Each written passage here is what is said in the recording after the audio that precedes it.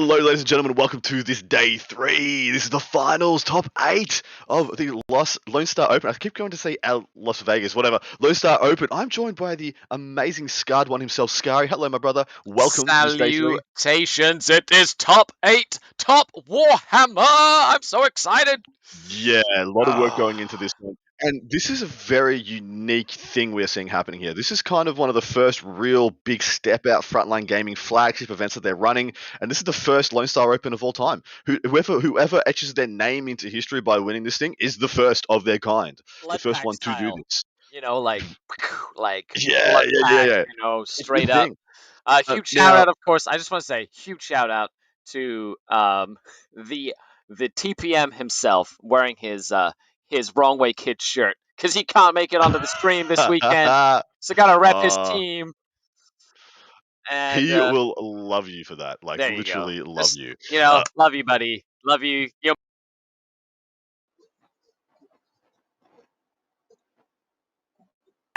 Home with his family, and you're sitting in a basement with me.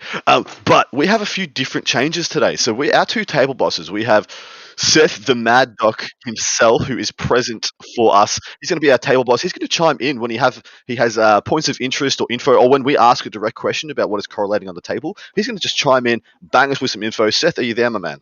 I am, and I'm excited to get started today. Dude, and very happy to have you. He was talking to us via text before, but we found that a little bit clunky. We're trying to go smooth this experience out for you guys. We are learning on the fly, especially our 2 tech gurus, Val and Richard, putting in the hours, putting the amazing work on the back end to make this a smoother, more enjoyable experience for you guys on the other end of this stream, this content extravaganza. 100% agree. SKARI, we have one more of these gentlemen. That's Richard, yeah? What's he doing for us? I know. Let's hear it. What's going on, guys? And that is a confirmation. So Richard's going to be sitting table side for these games. He's going to be running around getting us things like checks on time on clocks. Where's his crypto thralls? Which table did they come on? They had to come on this turn. Where are they? Take like close-up pictures, and for the right amount of bits and donations, he can wet Willy the player of your choice. None of that. Oh, is that all we do? No, please don't let me do that. No, he should wet Willy them anyway, but he doesn't need the bits. And he's also going to be doing things like checking CP, miracle dice. You know, what's he got? What strat did he just use? Richard, etc., etc. It's going to be really, really good to see if we can get that stream straight from the table, straight to your ears. And me and SKARI are going to talk about it. Are we able to get that leaderboard up for you guys in the back? We're just going to give you an encapsulation of who's sitting in our top 8, who's playing in these rounds. We're going to be covering table 1 and table 4 for this one, I believe. Table 1 being the top table, the 2 top ranked, also the top ranked player versus the 8th ranked player, that being Mr. Sean Naden versus Mr. Tyler Johnson. That is a mixed Eldari versus Drukhari, so Shaden has to run that gauntlet again, as he did to get into the top 8. Different list to the one he played, a couple of times, or he's played yesterday. However, it's like all of these top 8 players, like top class players, they've got the tools to get to where they need to go. Of course, the way that the top 8 is seeded is number 1 versus number 8, number 2 versus number 7, etc., etc. So it's gonna make for some very interesting games today. We have 3 rounds to cover today, and we go from 4 tables to 2 tables to the final table later on today. So make sure you stay tuned for like the 9 hours of gaming that we're going to be having for you, which is exciting.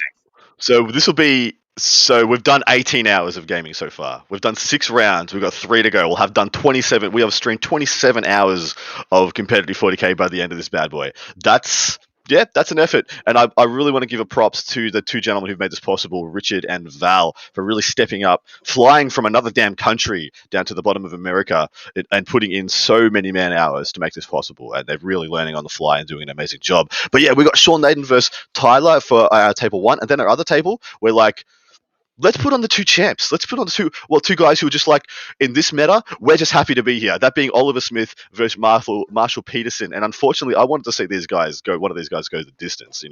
Having Necrons in the top 8, well done to you, sir. You are doing an amazing, incredible job. And Oliver Smith is just actually tearing people's throat out with his teeth, punching around his 25 Vanguard. Oof, White Scars still have what it takes, especially in an age of the Lucius lusciousness.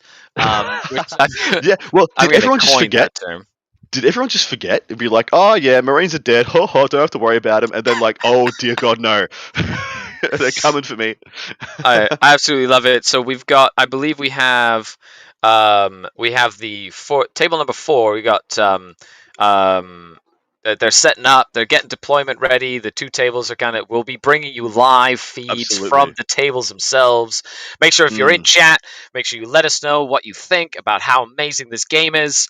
And tell us how awesome we look in our lovely clothes. Yeah, we've had an incredibly active chat, and for the most part, superbly positive. We really appreciate that. Really respect that. If you've been with us, this is your 3rd day with us, gentlemen like Matthew Nurgle, who I think have been here pretty much throughout the entire stream. Thank you so much to you guys. Also, we've had Hyperbody99 has been here a lot. I want to sing the praises of the people who've been supporting us through this. Gwatkin Gaming, lovely man from UK. I think he played the ETC team in 2018 with me. Very nice gentleman, Richard. Plenty of other amazing people who've been here throughout the entire event. Thank you so much for your support, guys, and for providing us a lot of interesting, intriguing questions to answer on stream. And sometimes pointing out, Lonely Sandbar has been pointing out some stuff we've missed as well. He's been like our 3rd man on the ground. Neil Kerr, positive bugger that. Adam is a hamster and SKARI smells of elderberries. Come on, Neil. Neil, you didn't have to stoop that low.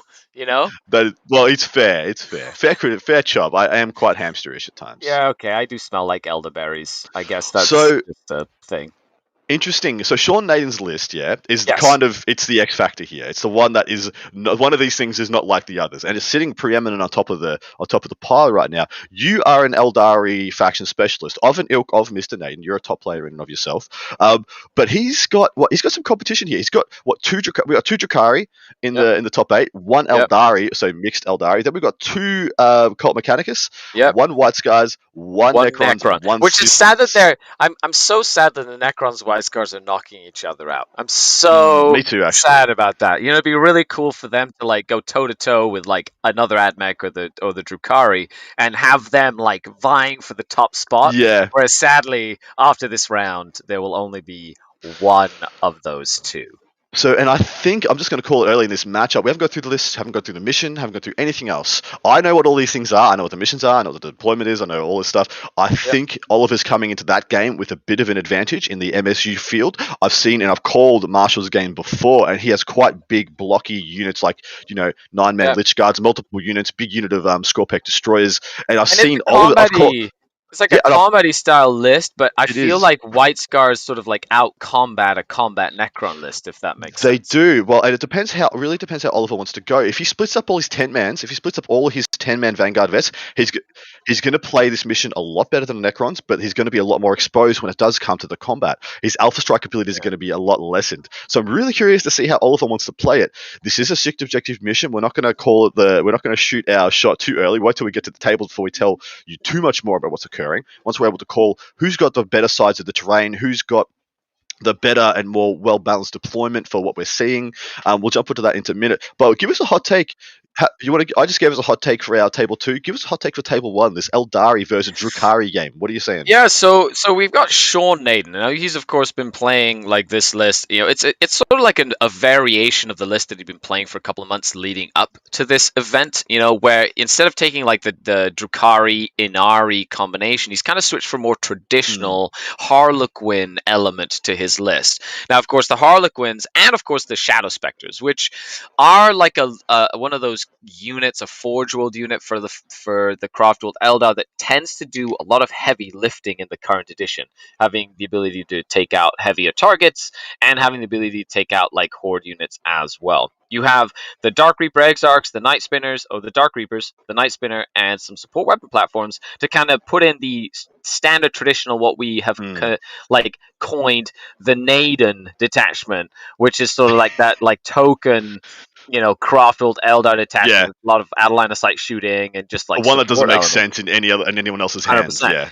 And then to supplement it, he's taking Soaring Spite. He's taking 2 units of troops with fusion pistols, which is sort of like a toolkit style element to the list. They're very fast, mobile, can kill tanks, can kill heavy infantry, with a couple of Star Weavers. And the Troop Master, of course, that has the Twilight Fang and the Darkness Bite to do some like crazy close combat, especially towards the end of the game. It's a good countercharge unit. Can also put pressure on early if you want to like throw him up at the front. And the I want to call it the wildcard Death Jester with the Domino Field. Which, by the way, Yes. unless Yep. you know what a Domino Field does, first of all, you're not going to Exactly. know what it does, and secondly, Exactly. you never see that on a Death Jester. So that's No, like never. pure Sean Naden tech. That's like woo, straight up. Looks like we're going to jump into one of the tables. Yeah. Whichever table we go to, if we get the Sean Naden game, that's the one we're talking about. We'll jump to that one's ASAP. We'll get a quick update from our table boss. Richard, you sitting table side at table 1, or is Seth having a little look at that one? No, I'm here, guys. Sean Beautiful. went first. Oh, okay. We'll get some vision up for you guys Hey. ASAP, and then we've got a minute or two of hot takes, or 20 seconds from the table boss. Richard, what are you seeing so far? Any real intriguing deployment options? How many CP are these gentlemen starting with? And yeah, who is going first?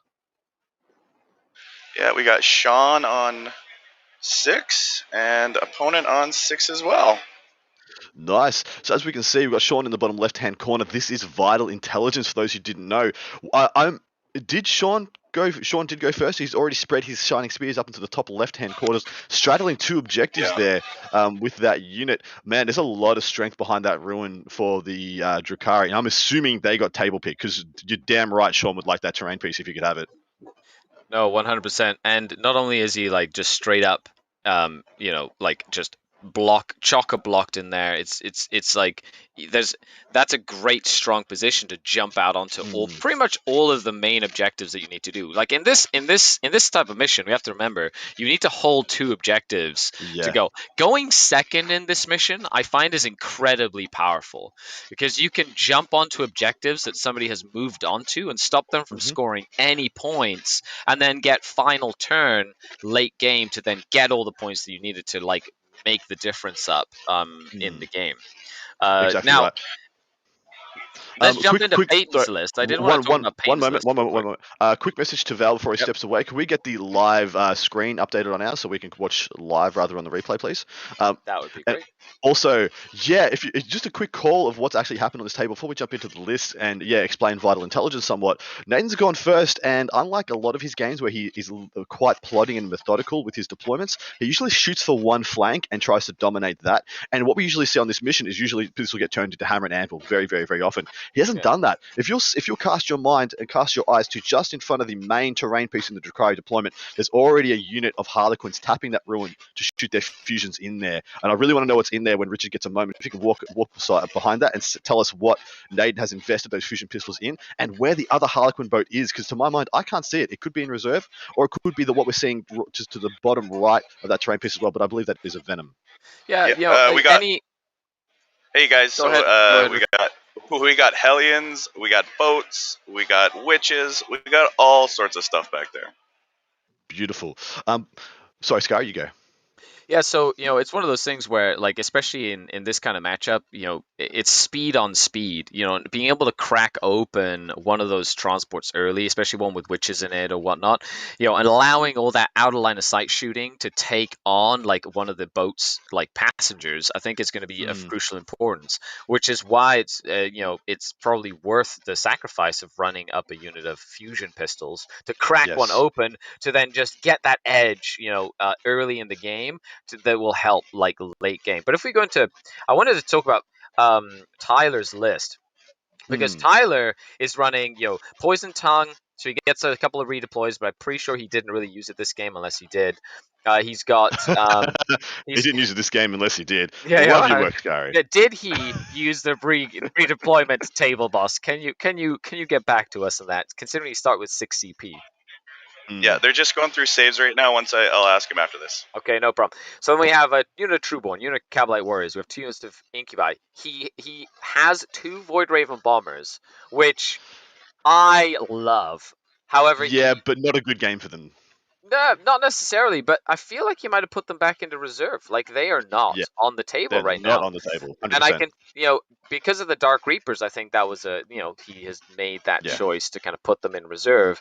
Although sometimes I like keeping them on the table to like force your opponent to have multiple targets and multiple threats. But because you can hide most of your stuff behind that big building, I don't think he needed to have just the Void Raven Bombers out.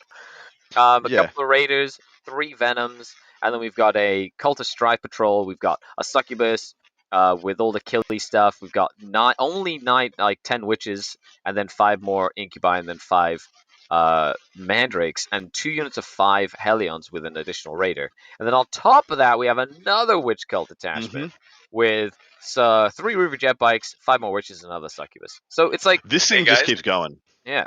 Just an update. So those fusion boats found a target in the Raider, and it seems to be Incubi in that Raider, and they just popped out. So what the reason I thought, I was going to make an assumption for why he's put that event as he's put that up there. He wants to pop a boat or 2 just to really activate all his line of sight shooting. He doesn't have great targets. He doesn't want to shoot, a night spin into 5 Hellions. He doesn't want to kind of waste that fire there if he doesn't have to. He wants to shoot at the aggressive elements that are going to come and take away his stuff, and it's going to kill his stuff. And if you'll see with the way Sean was measuring in the bottom left-hand corner, he just put his measurement over that blocky terrain piece to the left of his home objective. I believe that's where the Shadow Weavers are. We'll just get Richard to confirm that if he gets a chance. Because otherwise, I don't see them on the table, and I think it would be quite suicidal for Sean to not have them available to shoot as early as possible. I also am of the opinion his Fangmaster has come out of that Star Weaver and is going to be declaring a charge probably on these Incubi, especially if they're deployed into cover. I suppose that was the whole purpose. Well, though, however, he does ignore cover with his shooting. So it's still a 3-up.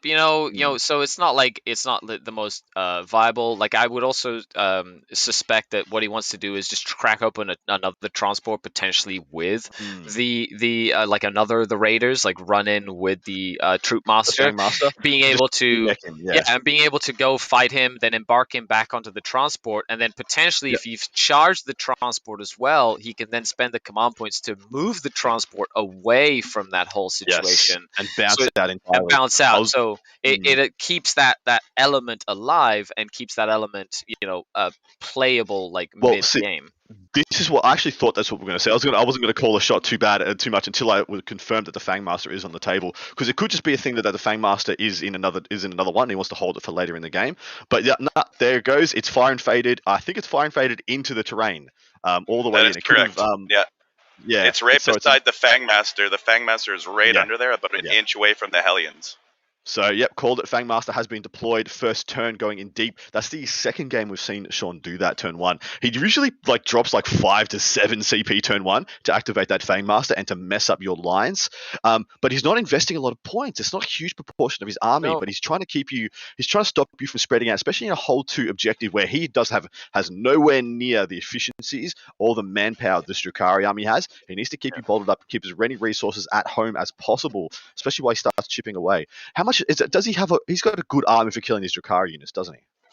Yeah, so the army itself is designed and that's the thing about Eldars. Eldar are not exactly the most common army that we see right now, but Eldar have a lot of tools that kill Dark Eldar and Drukhari units very, very well. They have the right strength, they have the right damage output, and they have the right rate of fire and rules that help them. They're just not as efficient. I think that's where the Harlequin element comes into play, and with a lot of the shenanigans that you can kind of pull with the Eldar, if he pins that Drukhari army in place and distracts him long enough to be able to score his primary points, I think that's kind of the play that Sean is more than likely going for, is to just distraction Carnifex as much of the Dark Eldar army as possible for a turn or 2 to then get ahead in the table position and the points position exactly right. Well, so some people have asked if we can describe where some of Sean's units are. I'll quickly describe to you guys what I can see so far. In the top left hand corner you can see his unit of 4 Shining Spears. They come out to straddle the top 2 left hand objectives. To the bottom of there I think we have that blocky terrain piece, the square one. I believe that's where his Shadow Weavers are, and I would expect one of his Skyweaver Jetbike units characters to be in there as well, because I can't really see the other one. I can definitely see one of them, which is sitting just above his Nightspin in the bottom left-hand corner. To the left of them, I see Dark Reapers. Above them, I see Dark Reapers. And all the way to the right, below that other large ruin in the center bottom of the table, I can see his 8-man unit of Shadow Spectres. So there's 5 Shadow Spectres and his Swooping Hawks, which I believe are unaccounted for. Apart from that, I can pretty much see everything else, as long as what I suspect is true, and those Shadow Weavers are in the that square left-hand ruin. Can we get the table boss to confirm that for us, please? That'd be fantastic. Richard, in the boxy square ruin in Sean's deployment, are the Shadow Weaver platforms in there? And also, like you can tell Sean lost the pick for deployment size as well, which I think is very interesting and could be a reason why he's being forced to be so aggressive turn one. I feel like it's not just the table side, but this mission does not really allow you to sit back because all the objectives, you have to hold 2 to get any points at all for primary, and the objectives are all outlined like in the middle of the table along the diagonal of the halfway line, like in no man's land. And if you sit back in your corner, you will not score any points. You have to be in a position to take objectives in the midboard and then push into your opponent's line to stop them from taking away those points that you've taken. So it rewards aggressive play that extends you into your opponent's deployment zone.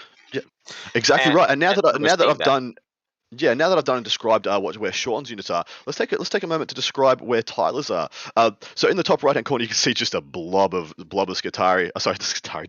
Geez, straight above so he's got pretty much everything covered within that huge, beautifully placed 3-tier terrain piece, and literally 90% of his army is behind that. But above that, directly above that, is a Venom, which I'm assuming has probably got witches in it. Yeah, and below is another one which probably has 5 witches also. He's giving himself a really good range of options there, whether he wants to shoot up to contest one of the top left or one of the bottom right, and either way he can do both. He did start the game with, how many raiders did he start the game with, mate?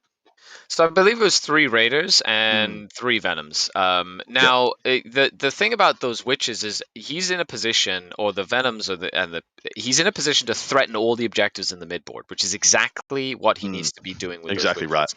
Right. And with something like the no escape rule for the witches, like he can really use that to his advantage to try and hold even, say, the shining spears in that corner with objectives secured and prevent them from going anywhere.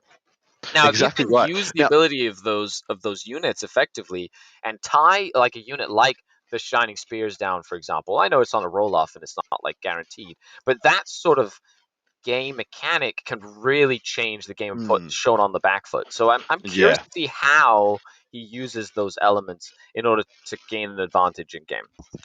Agreed. Hey guys, now, just an update. We have we got a Venom down with Incubi, and the Archon came out. One guy tripped and killed himself on the way out.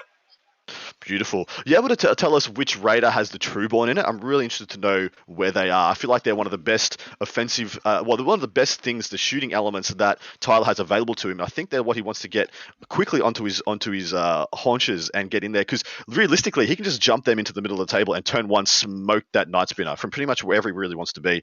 Of course, because he can fire and fade the raider to get whatever line of sight he wants. So look at what he has back there. Looks like we've got still got 2 raiders up, but we have a lot of guys hitting the table. One of those being Incubi, we've been told already. And inside that, what you can't see inside in front of all those transports is his 2 units of Hellions, and I believe his Reavers as well. And I think that's going to get heavily invested in his fast-moving elements. He wants to demech, and these fast-moving things like the Reavers and the Hellions, which can go and contest pretty much almost any objective on the board. He wants them removed ASAP, stop that mobility, and start getting the MSU war back on his terms. But I think it's going to be quite hard for him just how good that terrain piece was for Tyler cannot be overstated. Mind you, he does, Sean has a huge amount of no line of sight shooting and a huge amount of ignores cover. So, it's not as amazing as it would be in a bunch of other games, but still pretty damn good, guys. Still damn good. You'd rather have it than not. When you can hide your Raiders and Venoms, I know how useful that is. That is definitely very useful. Now, can Table Boss for the table let us know if he's put his Shadow Spectres in Deep Strike?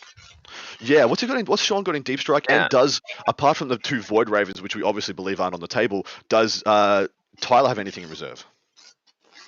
Yeah, give me a minute, guys. They're just talking through the end of Sean's shooting phase. Beautiful, no problems at all. Okay, look at these 2 guys. Both got smiles on their face, having a good time. What are the secondaries that Sean's taken, mate? So here we have Sean has taken Data Intercept, engage on all fronts, and bring it down, which is definitely engage on all fronts. I understand if you play Eldar, you're normally playing something like that. It's bread and butter, yeah. In this mission as well, with a diagonal deployment zone, you're in 3 table quarters pretty much anyway. And it's a mission where you have to play the objectives, otherwise you freaking lose. So he's just doubling down on what he has to do, and doubling and tripling down by taking Data Intercept in the same vein, yeah. Yeah, so Data Intercept is a good secondary, and you can have any unit do the Data Intercept. Like you can have a Rhino start that action. Like it's any unit can do it, and it's very good if you start winning the game and the opponent has a hard time taking objectives. But it also pressures your opponent to force them into contesting your objectives, which can then get them to overcommit early in the game, or you get an advantage in the game as well. And of course, bring it down with all the Void Ravens, the Raiders, the Venoms. It's definitely a good choice to make sure that he gets some points, because he has to kill them anyway. Like he has to kill those transports anyway to do anything in the game. And chat, pay attention, guys. I told you the big unit of Shadow Spectres on the bottom. It's the 5-man I'm asking about. Jeez, get with the times. Chop, keep up. I do talk fast though, so no big deal. The 8-man, the 9-man is at the bottom of the table. They've jumped across that side to ensure he gets 2 points on engagement on fronts, which was a big reason why he's got the unit of Shining Spears in the top left, straddling 2 objectives. So if those Shining Spears survive, he'll get 3 points on. He'll get 2 points for engage, which will be in the bank already, and 3 points for vital intel when it started data intercept when he gets to his next turn. Bring it down as well. We know he's popped a Venom and he's popped a Raider as well. Is that 3 points in the bank, SKARI? Although Raiders are only worth 1. Sorry, what's that, Val? We've cut out. Am I still on? Yeah, that's correct. That's 3 points. Beautiful. We can take Adam off fast forward, please. I don't do that. I only go to 11. But the secondaries for Tyler, we are sitting on Herd the Prey. Makes a lot of sense. Playing into what his opponent is bringing to the board, and in the same vein, also, doing the inverted engage. He wants to be sitting on these objectives. He wants to be pushing his opponent off them. So taking her is a big deal. And of course, Sean's units are not very durable. I did miss something, by the way. He's going to get 3 engagement on fronts. He's pushed up that Harlequin unit inside the ruin. And I wish, can we get Sean to not? Can Richard? Can you move Sean's dial? Can we get Sean's dial not there? The only place we can see into that ruin is exactly where Sean's put his dial. That's frustrating as hell. I'll grab it.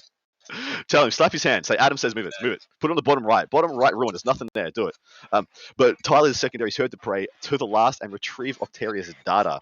I do like Rod in this mission, when a lot of the time you're going to be jumping on objective to deny your opponent, and then you may not survive to be there next turn. So jumping there, getting the points for Rod, and then being removed, not a big deal.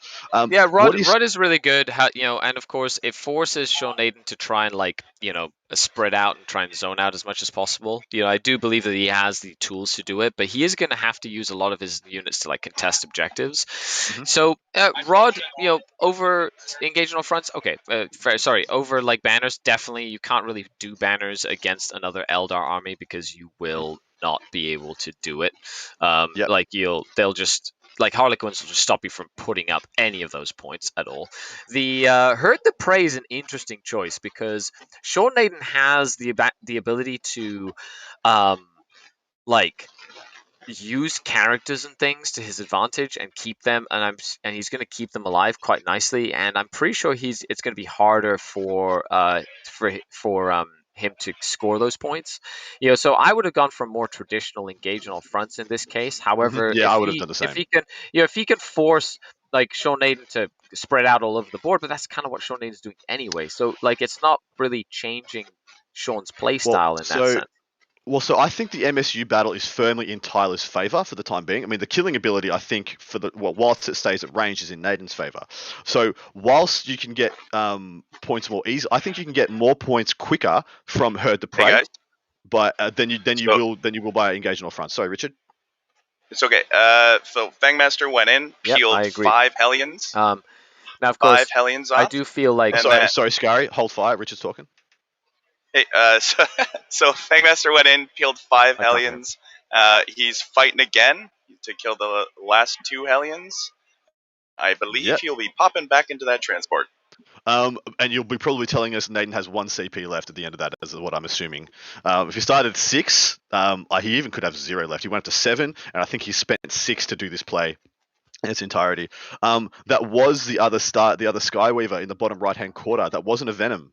From what I just saw there, I just saw Naden pick up his Fangmaster and put it into the bottom Starweaver. Because he has to go back in the same one he came out of, or can no, it's either one. However, He has one with 6 models inside, and he has one Of with course. 5 models inside. Yeah, so it has to be the same So one. you'd have to go, yeah, it'd have to be the one that has space for him, Mm. essentially, as well. And that damn dial is back on top of the thing. He's just trolling the stream, everybody. That's completely fine. That's you right, know, that's right. when you're at the Sean top of Naden the has 40k 150 competitive level, you can kind of troll Bang. the stream. That's not an Adam, issue at all. Nothing but net called the CP. He's down to 1 left. Yeah, just all of them. Dump. Yeah. If you have them, Just spend them. That's like a front. mantra. If you don't keep on to them. Don't hold on to them if you don't need to. It's really interesting to see Sean for the second time go hard for an alpha strike with this army. You wouldn't think it's got that capability as looking at it, but a lot of people really underestimate, and a lot of people see Harlequins and expect them to just be tricksy, not to be tricksy and aggressive all at the same time. Usually they're, a little bit here, a little bit there, pinch, pinch, pinch, rah! But these just going straight for the jugular turn 1, and I think he has to because, like I said, the MSU fight is firmly in Tyler's favor. Do you think Herd the Prey is a mistake? And I think Herd the doing Prey right is a now, mistake, and something as simple as having a domino field on the Death Jester. Like especially if you're thinking you're going to score 2 points for Herd the Prey, and then right at the end of the start of the morale phase or something like that, the Death Jester decides to jump over to a quarter and stop you from scoring it or something. Like there's just so many shenanigans that Sean can pull. Like it's I feel like it's a mistake, but that's just my gut instinct having played this matchup before. Yeah, so I'm of the opinion, and I like this confidence pick because I see that as a confidence pick by Tyler. He's like, well, I can bet to bleed you out. If you want to try and stop me doing that, I will bleed you out by doing that, and so advantage myself.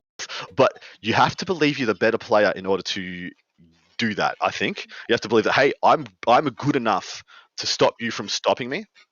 And so I think he's being like, well, yeah, I'm good enough to stop you. I'm good enough to stop you stopping me. But if you think you are the worst player of the pairing, but you have the better list, which is unfortunately where I think Tyler is, you just take the stuff that your opponent can't deny. Rod is far harder to deny than engage or Herd the Prey. Rod, you have to zone out like entire sections of the board. Very 100%. Hard to do. So let's dive in. Yeah. I'm gonna cut you off. Let's dive into the table 4 of the top 4. We have our man Seth on the ground here. Seth, you want to chime in and give us a minute or two of what's been happening? Do we have Seth?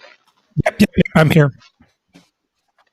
I'm back. Just trying to manage multiple videos here. So kind of giving you guys a recap of what's been going on. Necrons went second, but they did do that nice little pregame move because Marshall has whatever fancy Necron thing it is to let you move. He did tag all 4 center objectives, which I think is really good for his vital intelligence. Mm-hmm. But Oliver's gone first. He's dumped all 3 Contemptors into the, from my view, bottom middle ruin. Had a unit of 10 Lich Guard, and he dumped all 3 Contemptors in there. Did actually kill 10 Lich Guard, but nice. He was able to reanimate 4. So Marshall still has 4 of those particular buggers left, and he's been slowly stringing them out, getting on objectives, and getting closer to some of the infantry that's hidden, those Vanguard vets that are hidden behind those objectives. And I think they're just about done wrapping up their shooting phase. Oliver was really cautious about that midfield Satan, so he made sure that there is no possible charge for that midfield Satan. Mm-hmm. So I think they're just about to wrap up the top of 1 and go in. There's the clock flip. So there we go. We're going to go into Necrons turn 1.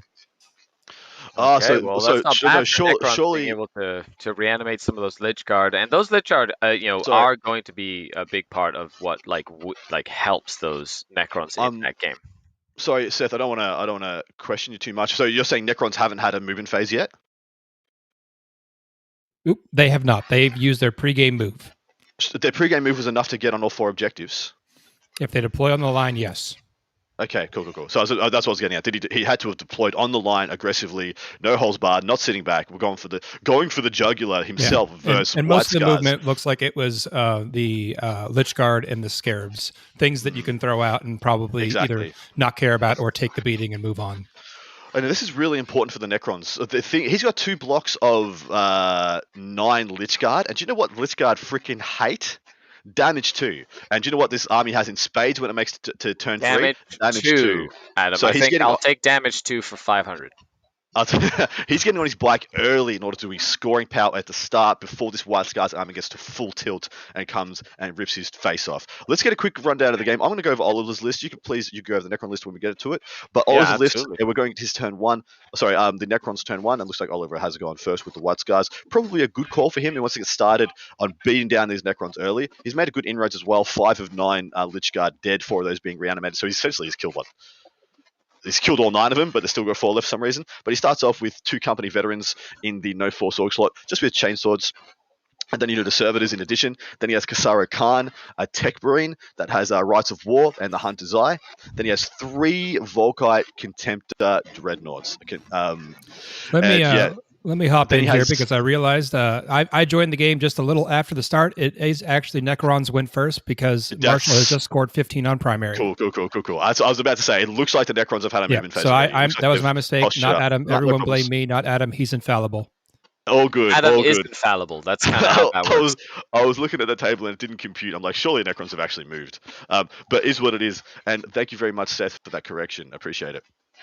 Then we get down to the meat and potatoes of this list. So we've got those three contemptors. Yeah, that's the backbone. But what is the actual body of it? The body of it is 2 units of 10 Vanguard veterans and 1 unit of 5 Vanguard veterans. Every single freaking one of these has a Lightning Claw and a Storm Shield. That's 25 for those following along at home. And then he rounds it out with 2 units of Devastators, which is actually quite spicy.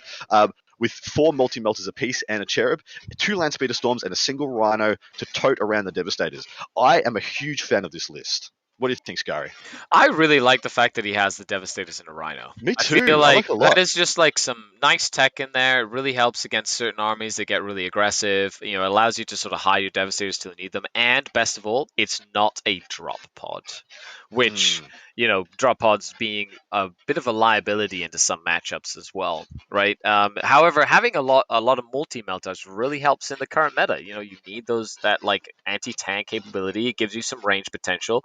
And then he's got multiple range bands that he can really get that he can kind of put pressure on opponent. He has the Volkites for the long range band. He has multi-melters for like a mid-range band, but in a Rhino they've got a little bit of an extra ability to move. Don't White Scars have the ability to get out of a transport after moves or something like that? They've got like some strats and things like that. Yes, they do. Absolutely right. So it gives you crazy threat range with like multi-melters out of a Rhino. And then on top of that, you have the close combat counter potential of like the Vanguard veterans. So if you want to try to get close, try shut down the shooting, you know, he can kind of use the Vanguards early or wait till they get powered up and then put a lot of pressure on you late in the game as well. For those at home, this is a BCP sponsored event. That means that the lists are live, the pairings are live. You can see everything, access all the information on the BCP app or the BCP web browser, which is what I choose to use. So go onto the web browser, BCP, click on the browser option, and you'll be able to find this event. You'll be able to search for it in the live events, find all the lists, find all the info, and yeah, you'll be able to stay up to date and pretty much follow along with everything that SKARI and I and the rest of the team are calling and saying. So let's take a look at his secondaries. I want to take a look at his secondaries. Like let's the White Scars and see what how does this pair well with the mission the list they're playing. I just want to point out that the White Scars do have the ability to get a lot of turn 1 charges, but he's decided, hey, wait a second. I have so much more shooting than this Necron army, and we'll review the Necron army in a moment before we go to the secondaries, just to give you guys the full picture of what our man Marshall is wielding as well, not just Oliver.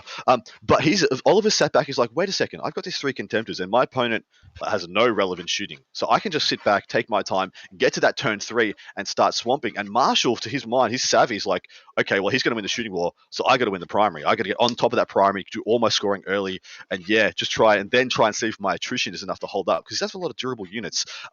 Please take us through Marshall's list for us, mate, and then we'll touch on the secondaries. Absolutely. So it is a battalion detachment of Eternal Conquerors and Eternal Conquerors and something else, I would assume.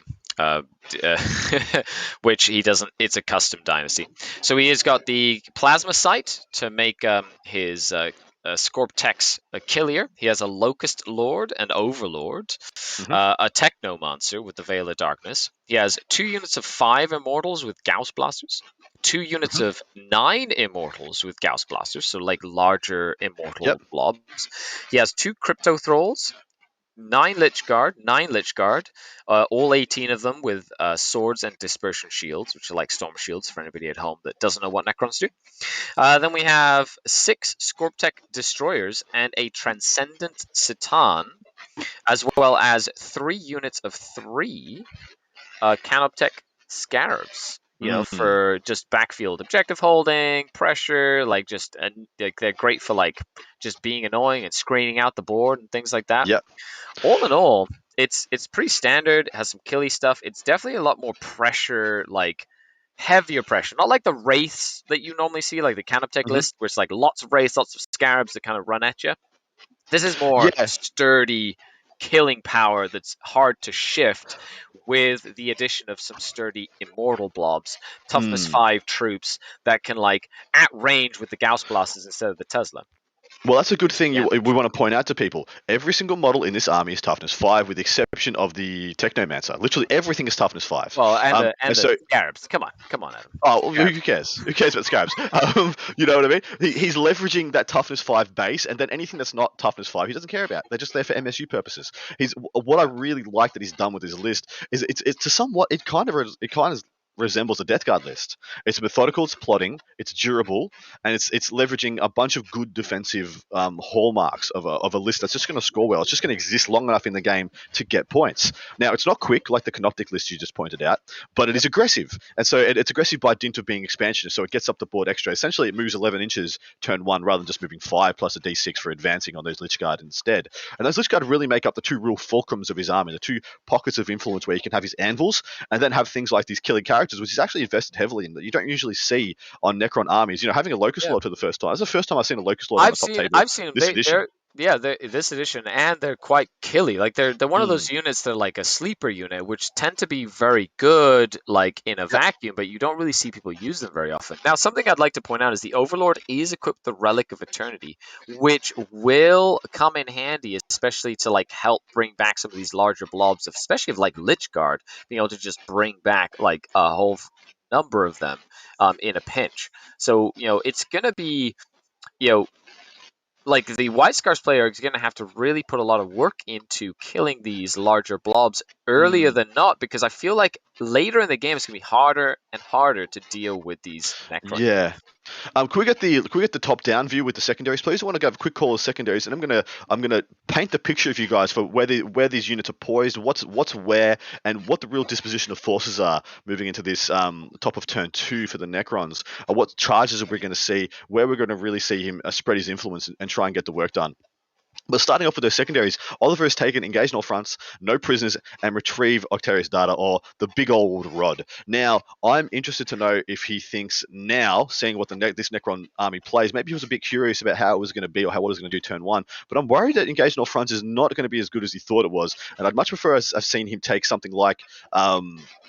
because he has a lot of MSU, I'd rather see him take something like Oath of Moment and then just pinch it into the middle of the board with crappy little units. Because now that he's going second, now we're aware of that. So maybe in hindsight, now that he knows which way he's going, Oath would have been better. But of course, you don't know at the start. What do you make of those secondaries, mate?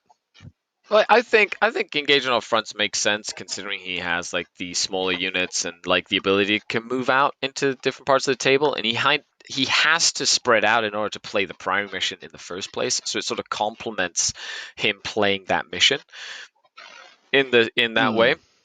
So I think Oath of Moment, especially in a mission where you don't know if you're going first or second, but there are no objectives in the middle of the table, is always a risk. Yeah, of course. Because then all the resources and effort that you're putting into the middle of the board is sort of wasted. Well, to my mind, he has a lot of units that can do that though. 2 Landspeeder Storms, a Rhino that can be empty, a unit of company vets. That is very true. However, if you take servitors, Engage, you can then use, if you take Engage or Octarius data, then you can use those units to then contest an objective or take an objective at the same time. So you can double up, especially when you start running out of resources mid to late game, and you're not sort of having to make the sacrifice between getting your secondary and playing the primary or denying your opponent's primary. You kind of do both. So to my mind, I was of the opinion, and so I suppose I was coming at this saying, look, the entire Necron army is OBSEC. and the obsec portions of your army are little to none. So play the mission that you don't play the objectives you don't need obsec to get points off. Is what I was getting at. I suppose when you look across this army, like once the Necrons position up and get on those 2 spheres of like mid-board objectives in strength, they're going to become ridiculously hard to take objectives off. You can kill them all. You can kill them down to like 1 or 2 guys, and they can still get those 15s on primaries. So can we get back to that top table down view again? I just want to get the look at the Necron secondaries. Yeah, we'll take a look at these. these.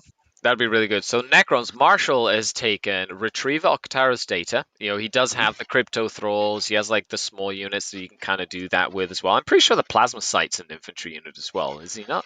Or is it is, but it's chained. I don't think it's a character. You can't shoot. It's like one of the servants. Okay. So if it can't do anything, it can't do anything like that. Then at least the crypto thralls can. He's got other units to do it too. He's got like small units of immortals. Like it's not like he's not going to have the units to do it.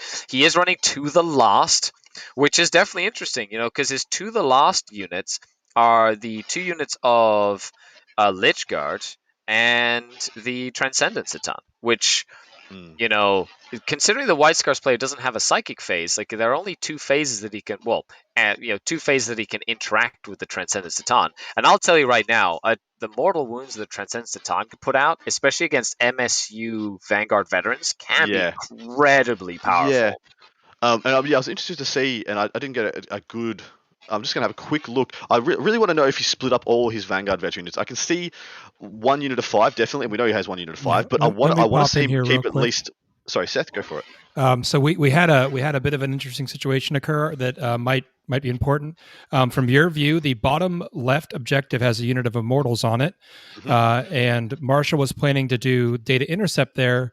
He had done very methodical movement to kind of screen out his objective. He had already done his Satan powers, and it was when he went to do that is when he realized that objective is sitting on that ruin that is 9 inches tall, which does mean there is 1 unit of deep strike in for the White Scars, and they can deep strike on top of that objective to try to charge him.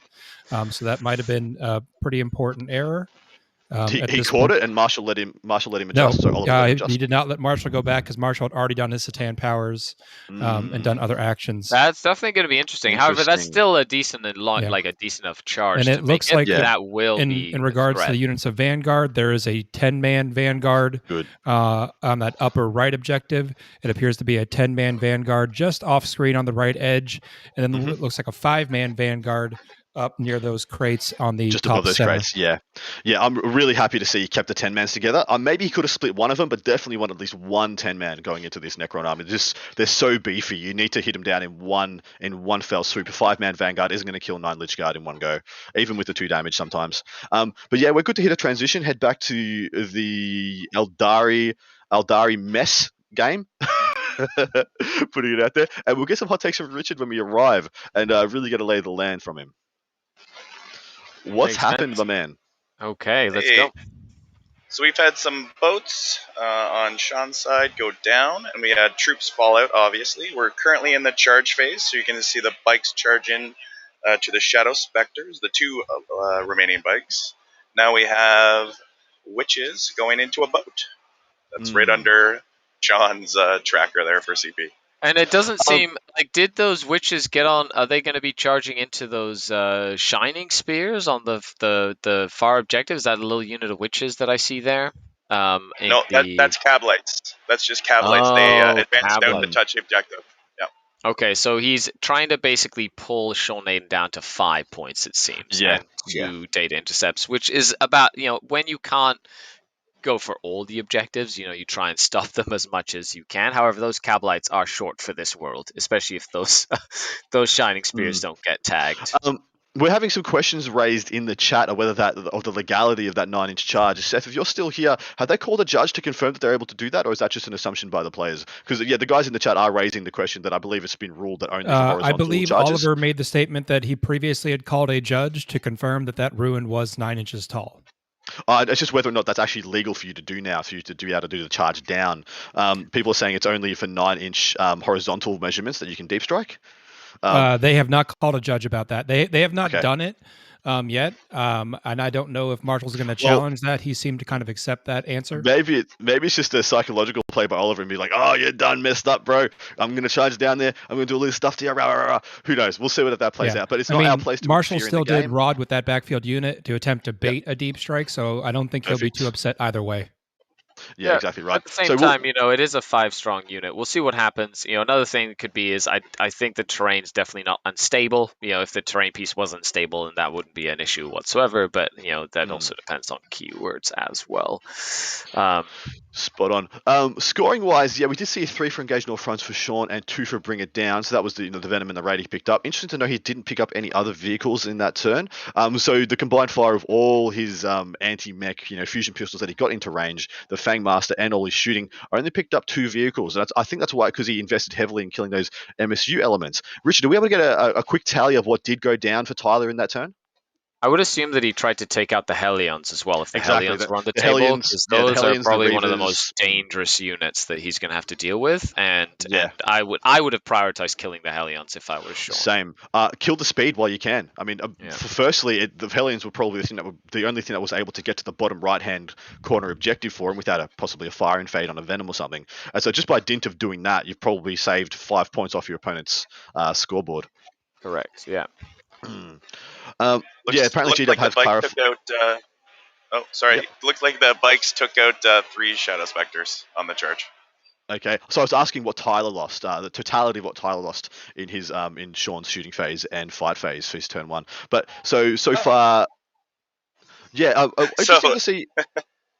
No, you go. Go ahead. Okay. So he took out 4 Incubi, 1 Raider, 1 Venom. And a unit of Mandrakes that were on Objective 1. The Shining Spears did do that job. Oh, that's why they went up there. The top left-hand corner is Objective 1, and so that would be a perfect reason why they went up there. So he didn't lose the Hellions? I thought he lost a full squad of Hellions as well. Oh, yes, sorry. And all the Hellions are no more. All the Hellions. Yeah, that makes sense. Like the Hellions have to go if Sean Sean needs to make sure that he presses that advantage in speed. Now, I'm surprised that that the Mandrakes were so aggressive up on that objective, especially in this kind of mission. You don't need to throw the Mandrakes into the midboard. You just don't have to sacrifice them because the Eldar don't have any pre-game deployment or pre-game movement. So you can use them more as a reserve sort of force, especially in this matchup. And I would like to know, Richard, if you could find us a tally of what is in reserve for both players, if you get a chance, and also, we already know what the CP are. I'm assuming it's Sean's still on 1, unless he's going to lightning fast in defensive, which I don't believe he is. He's going to save for an offensive ability, as is his 1. I think we're down to 4 CP left for the Drakari as well, and those with their +1. So he's lost and pumped about 3 or 4 CP this turn already as well. Are you surprised that he's spreading his influence to the bottom right? Looks like he's got some cabs going over to the middle left objective, and I suppose that he's probably going to be putting a lot of fire from just above his castle into those and to drop those. I'm very curious to see what he does, because this is the initial gambit. So in the first turn, when you're looking at a play-by-play, like Sean sort of spread out and put his influence on the table. He's forcing Tyler to sort of react to what Sean did. Tyler's trying to react as best as possible. He has to kill 2 boats, 11 Harlequins, and a Troop Master. So if he can do that, he's in decent position. But then he has to deal with the second wave, which is Shadow Specters and Shining Spears.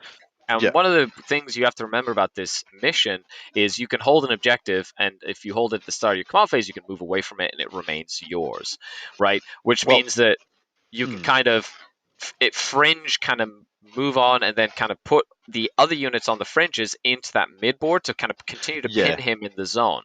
So it'll be an interesting dynamic when it comes to the mid game. And then we'll see what he does with the bombers, right? Because the bombers will come in, but they only have lances, so they only really have targets to they're just going to go for the Night Spinner, Night Spinner, and if he's already killed the boats are dead. It's one of the reasons I personally prefer dark sides on them. But so this is a Sean has made a bet with his opponent. I'm going to put 2 Harlequin boats in a character into your face, full of fusions, deadly stuff you can't allow to survive in your lines. And I'm going to sneak up these Shadow Spectres down this flank, sneak up these Shining Spears onto these 2 objectives, clear them off, and I don't think you can take me off all of them. So he's betting that he's going to get a guaranteed 2 on data intercept, which I think is all but secure now, especially knowing that even if the Shining Spears die, objective 1 will remain in his control past this turn because you control it over his opponent. But yeah, so he's getting a minimum of 2 on data intercept from what I can see. But the problem is, though, should he lose all the stuff he's put out right now, like engaged on all fronts just becomes like really hard for him to get a good score on. Yeah, not only engaged on all fronts, but also you're looking at, you're kind of forcing him to play. Like, it's like, how much do you trickle out to stop Sean from scoring at this point?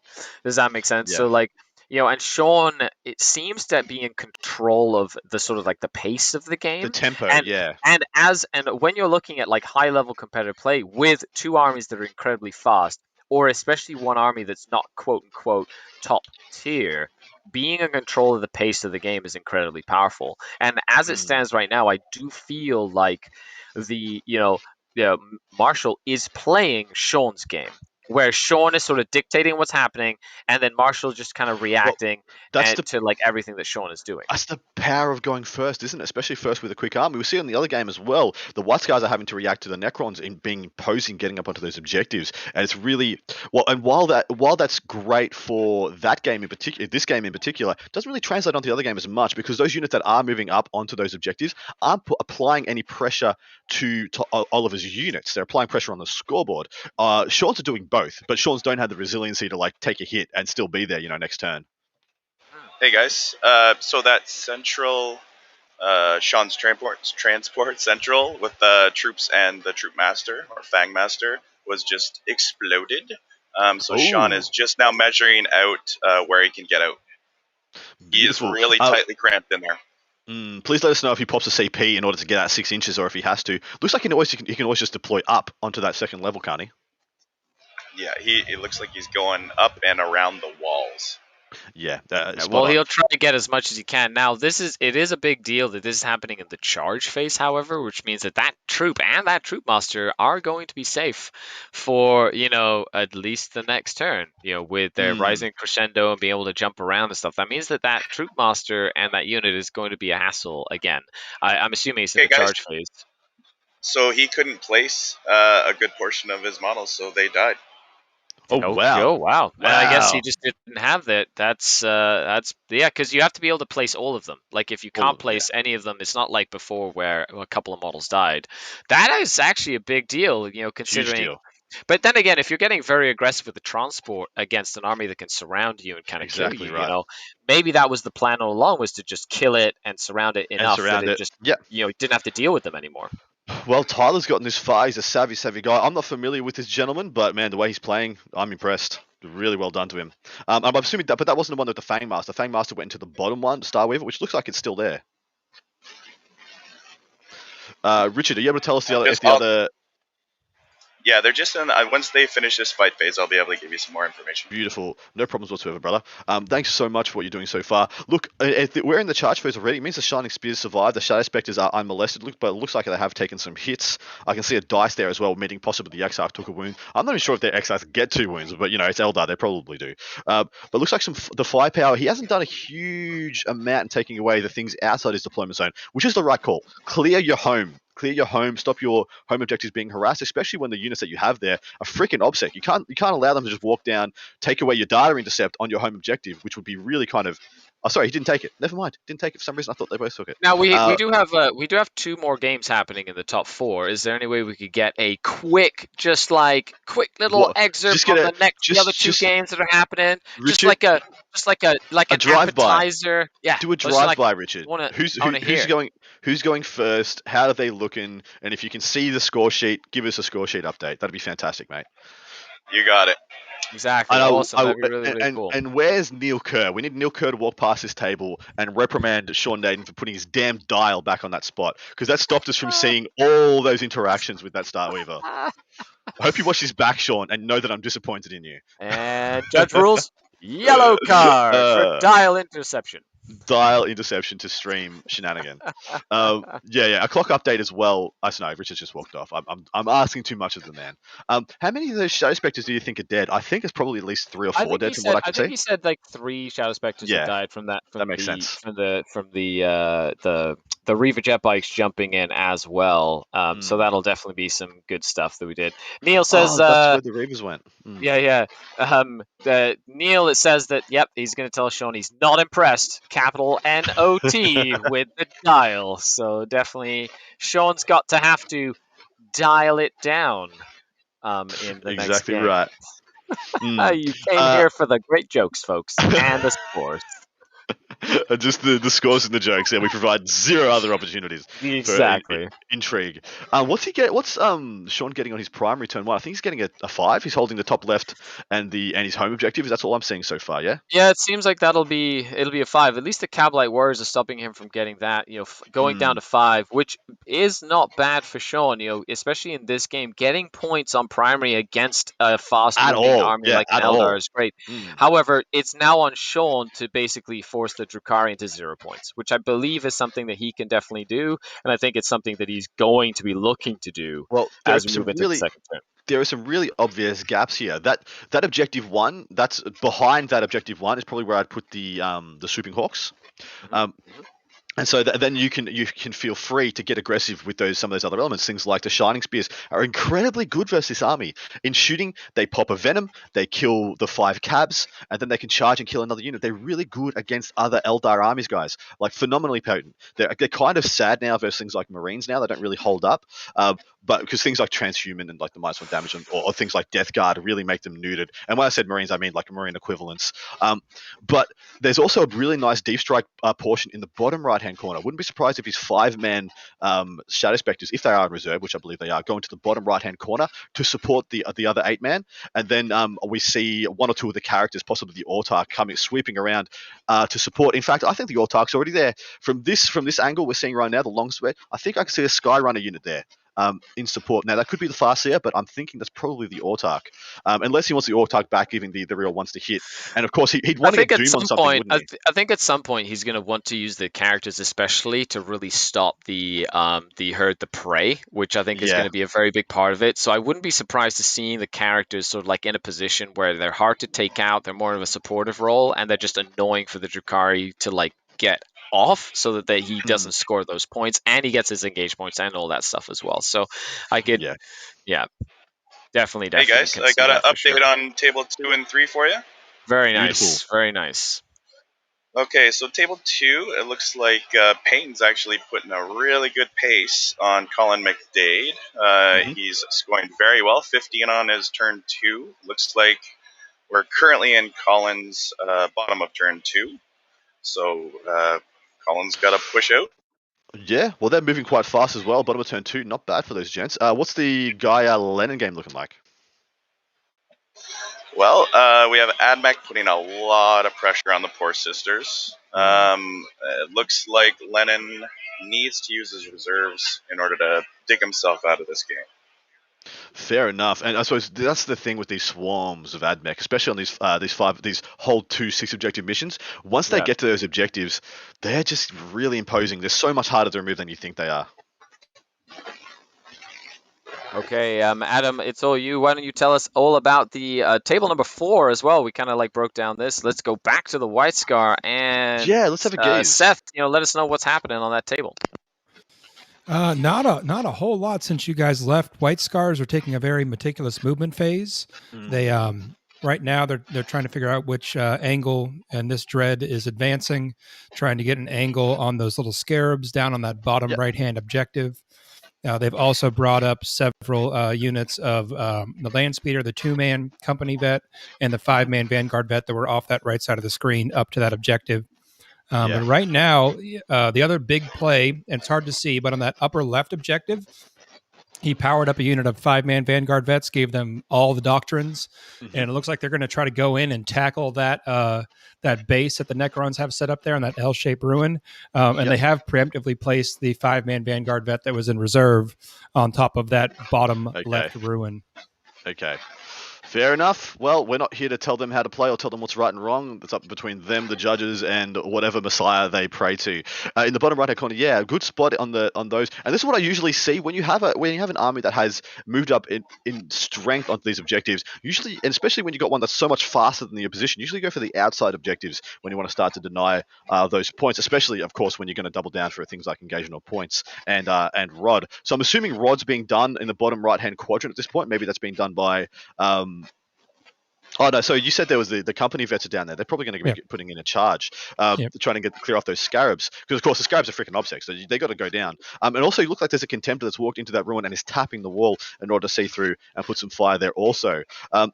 So you could declare with those company vets, it would be quite clever to walk down there, declare you're going to rod, and then see if the Volkite picks up those scarabs for you in their entirety, and then if they don't, you can still charge in. You deny yourself the action, but it doesn't matter. You're still going to get the objective rather than losing out on that front. I always find that's a nifty thing to know how to do. It looks like this turn he is lining up some fire. Oh no, I thought he was lining up fire on the Catan. The Catan is really well placed, by the way. Doesn't need line of sight to do his Sky of Falling Stars, and this is a really good. Dude, yeah. It's a premium power of this game, yeah. Another reason I was really happy to see he didn't have a bunch of 5-man Vanguard vet units, so you could just go D3, D3, D3 on those every turn. 2 or 3 turns of those, and all those units become neutered. However, against the 10-strong unit, it's probably a little bit more. Yeah, is at full health.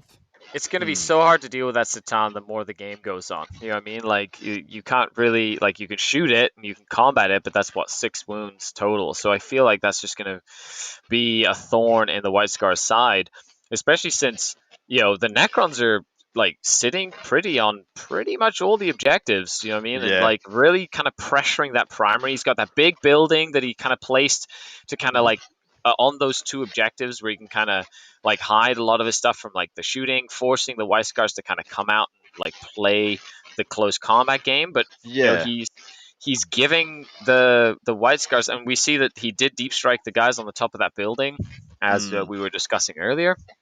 So there's some interesting dichotomy going over here. I feel like the Necrons have a better table position, but we'll see how like the White Scars do when they get powered up. Because as soon as the White Scars get to that 3rd turn and they can really start putting the pressure on, that's where the White Scars really shine.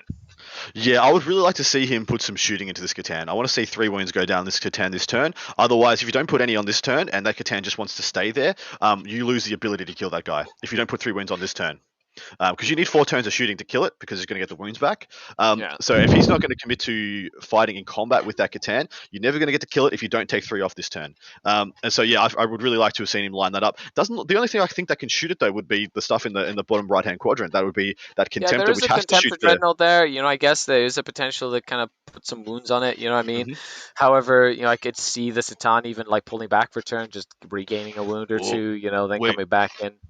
We're getting we got a Contemptor shooting into what I believe looks to be sorry, I'll have to get Seth to tell us. What was that unit that just got picked up? Was that Immortals? Was that Lichguard? What was that? That was a unit of Lichguard. He killed 5 with a single Contemptor, and unfortunately Marshall made no reanimations off that. 0 back. He killed 5. So that's 10 dice, guys. No, not even 2 5s on 10 dice. Oh my goodness that's gracious! Bad luck. That's just it happens, Then again, if one of them are left alive, at least he has that super reanimation orb, so he could always use that. And he's got a Techno Monster, and they are core, so you can't bring them back to life as long as there's 1 or 2 models left. Yeah. So chat, look. We're not active judges. We are commentators. We're here to call the game in play as we see it. I don't really understand what the problem is. Like 9 inches is usually from model to model, right? All they said is that whether you're up or down or horizontal, it's a 9-inch charge. Like they said that there's no math anymore in terms of like Pythagorean theorem. I'm pretty sure that was like the FAQ. Oh, so you're saying it is legal? It is a legal charge from doing base down? It's 9 inches from base to base. Like when you place models down, I don't think there's an infinite like power height, 9 inches horizontally and then infinite height that you can't put models down. I'm pretty sure you still physically place models 9 inches away. They just clarified that you have to be. It's a 9-inch charge. I'm almost 100% sure. I can confirm that no judge was called, and they dealt with it normally. So it was pretty easy. Yeah. whatever mistakes these gentlemen make or not make, it's on them. We're here to call the game as it plays out. Just like, in a game of basketball, someone calls a foul, we don't yell out to the ref, "Hey, foul ball." We just let the game play out and we call it as it goes. Yeah. The only ref we yell at is Neil Kerr. I want to ask Seth if you can chime in. Was that Lich Guard unit removed in its entirety, or are there still 4 or 5 left? There are still 5 left, and the other Contemptor seems to have shot into a unit of Immortals, picking up 6 or 7 of them. I'm not quite sure. This is what I thought might happen. If Oliver commits to just playing the shooting game and being surgical, which is what it looks like he's going to do, he may just have enough over time. And look, it's entirely by dint of bad luck on Oliver's part, losing 5 out of 5. No reanimates, things of this ilk, and this big charge in his backfield, legal or otherwise, it's going to be a big game changer. He's going to have to divert aggressive elements to come back and dig that out. Should he make that charge? If he doesn't make that charge, whatever, leave him there. Shoot him down, put the Catan into him. Lots of options. But yeah, we're going to wait and see how this one unfolds. It's pretty spicy. We had just had a reading from Neil Kerr. When a reinforcement unit is set up on the battlefield, that unit typically must be set up so it's more than a specified distance away from the enemy models. Is more than 9 away from any enemy models. Whenever the distance is specified when setting up a reinforcement unit on the battlefield, distance always applies to the horizontal distance, even though normally you measure to and from the base. I'm assuming is what that reads out to. Closest part of the metal base model. This means if we were to use the above example, when that unit is set up on the battlefield, it must be set up more than 9 inches horizontally from any enemy models. But this also applies when setting up units in strategic reserves and repositions as reinforcements. So there you go. Okay. Yeah, if that's correct, I believe that would be the correct interpretation. Then we stand corrected. It seems like there is. I'm not going to say whether it's right or wrong. It's not my place to say right or wrong. It's up to these gentlemen to adjudicate their game in the most fair and applicable way they can. And if there's any fouls, it's on them to pick a yellow card, Adam. Just saying, you get a yellow card. There you go. I'll take it. You'll take it. Now, as for secondary, it seems like the Necrons did get 5 points for data intercept, though, which that's like a great place to be, because if you can do that, if you can do that a couple of turns, that's super exciting. Exactly right. And as soon as you can do that, so look at the bottom right-hand corner now. Look at that. What was an imposing block, you can chuck a 10-man Vanguard unit into that, and apart from the Catan, you can clean it all up in 1 turn. And that's the issue now. If he loses a whole flank of his line, and those Vanguard vets on top make that, presumably not legal charge, then, this is really bad. There's only 1 sphere of influence left for the Necrons, and he'll be well and truly hemmed into that quarter with his slow, methodical army. He does still have explosive elements. It looks like he has the full Scorched unit intact. He has the Locust Lord intact, and he has what I presume is the compromised unit of Lich Guard, so possibly he could resorb them to get them back. He does have 2 resorbs in his army. He has the Orb of Eternity and a Resurrection Orb, but I'm assuming they're split. There's, I can see the Locust Lord in the top left-hand corner. I'm assuming that means that the Overlord is in the right-hand quadrant. We're going to move back over to Sean Naden's shooting phase in his turn, leaving this one with Oliver on a 21 points to Marshall on 34. Oliver not having scored his primary for his turn, of course, which I presume was a 0, guys. I actually don't think he had anything. He only got a 0 in his primary for turn 1, yeah? Who, Sean Naden? No, Oliver. He was only on 1 objective, yeah? He got a donut. But that was his first turn, so he wouldn't have scored anything. Yeah. Oh, so now, no, that was his second turn, brother. That's his second turn. Yeah. No, that was his first he held him to 0. He held him to 0 primary. He got 0 on primary that turn. Awesome. Oh, you're talking about Oliver. Sorry, my apologies. I mean the Necron. You were talking about the Necron game. Yeah, no problem. Okay, I'm talking Sean and Tyler here. I was like, that was just Tyler's first turn. Exactly right. Now, what are you seeing here for Sean's movement phase? Oh, sorry. Richard, would you like to chime in and give us an update first? Oh, man. So much has happened. So right now, we're just in Sean's shooting phase. So he just looks like he's... sorry, let's talk about the movement phase. So 5 Shadow Spectres were in a reserve, as well as Swooping Hawks. They've come down, so they're right beside the dice tray there. And they're just trying to plink away at everything that they can see and kill. The Swooping Hawks didn't come down? Swooping Hawks did come down, yes. Yeah, whereabouts would they be? exactly the same spot. So they're basically adjacent to each other beside the dice tray. Which is really good because, as you can see, Sean Naden is trying to take over that left-hand side of the table, and he's putting his little reserve units on the far right-hand side to force the Drukhari player to send resources to deal with those units, which is just as annoying. And it splits him up as much as possible. So he's playing that game really well there. Yeah, exactly right. This is interesting stuff. Like, he's trying to divert attention. He's trying to make sure he maintains. Well, he's doubling down. First turn, he shot in all his Harlequin elements, with the exception of his Death Jester, into his opponent's castle to keep him there. He's chucking his reserves back there in order to keep him there. Hey, I still have deadly stuff back here. You have to stay. You're not allowed to come get me where I live. The interesting movement phase by the Shining Spears. Look, I did pick up that unit of 5 cabs. So look, he's pretty hot to try. As long as he clears what's on that the upper of the 2 right-hand objectives. Look, as long as he clears that one, he's going to give his opponent a donut. Which means in that exchange of the first 2 turns of primary scoring, the first turn of primary scoring, Naden won by 5 points. Not something we thought we'd see in these 2 armies against each other. These 2 heavy MSU armies with Drukhari, the preeminent MSU army in the game. Oh, 100%. We just had a boat explode with Incubi in it, and one guy trips on the way out. One guy dead on the way down. Interesting. In the chat, look, I'm going to have to ask you guys to move on probably, because you guys are just going around in circles on the legality of this move. It is what it is, guys. I'm trying to move on as best I can and just call the game as it happens.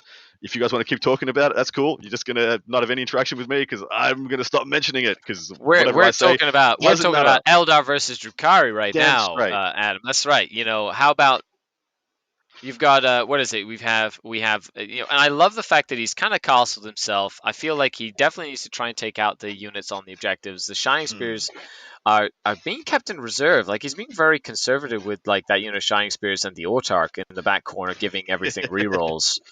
So we'll definitely kind of a multiple small units army is what we call MSU, which is the ability to take lots, and both of these armies are doing this quite well, other than like the odd element, but it's taking lots of smaller units to spread out your effectiveness over lots of different units that are hard to sort of like pinpoint and put a lot of resources into.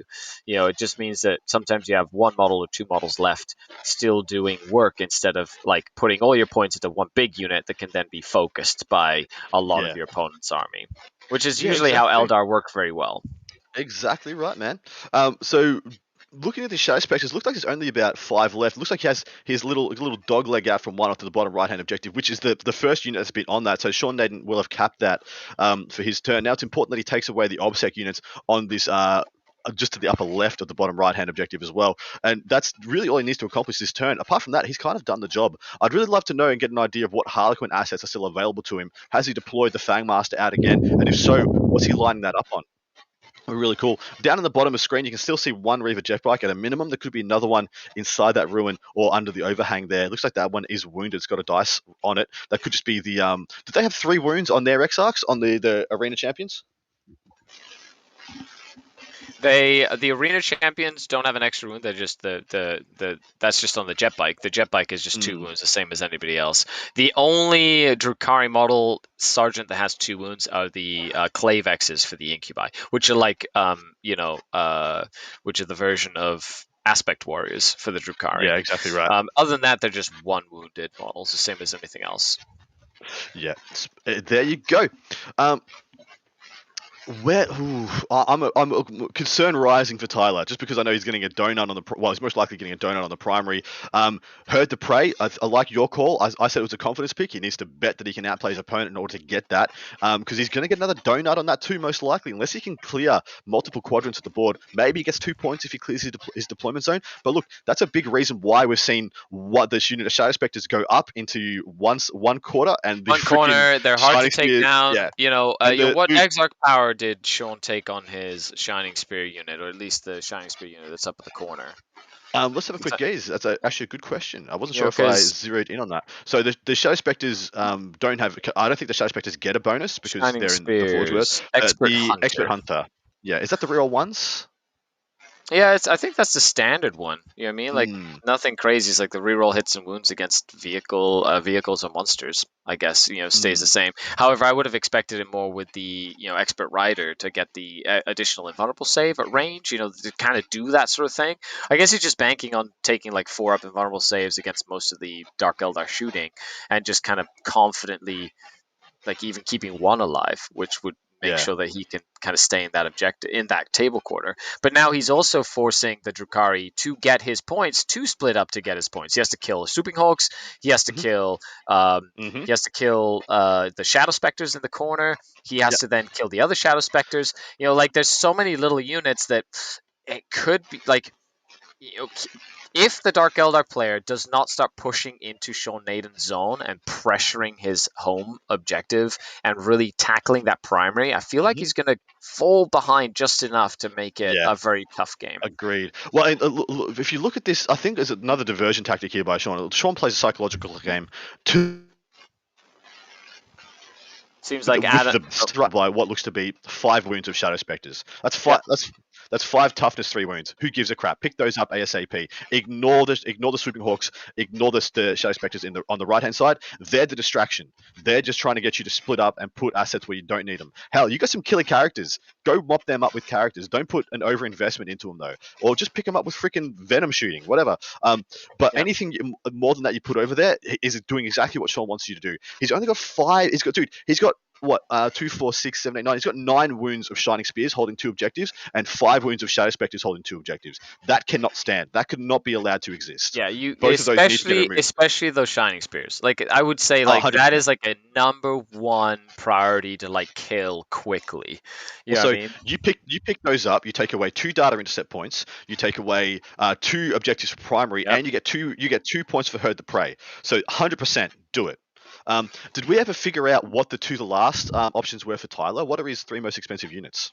Now to the last. Oh, definitely, we can definitely pick this up. It's the 2 void. It's a 2 void ravens. Yeah. Well, 2 Vader Ramas for sure. They're off the table. However, once they come on, like they're going to be target priority number 1. So we'll kind of see how that works. However, I could see the bomb being really useful if they don't get shot or killed on Sean Naden's turn 3. They could line up a fantastic bombing run.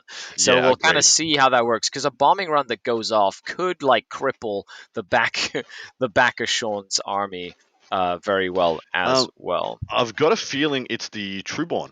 Yeah, so the Trueborn are 135 points. So Trueborn, and then we've got the 2 Void Raven Bombers, and then everything else is below that as well. Even the Witches. The Witches are just 100 points. So we're looking at the Trueborn and the 2 units of the 2 Void Raven Bombers, which is a standard pick for to the last, unless you're running the Nick Nanavati, lots of Court of the Archon style to the last as well, which is probably the better way to do it if you're trying to run it this way.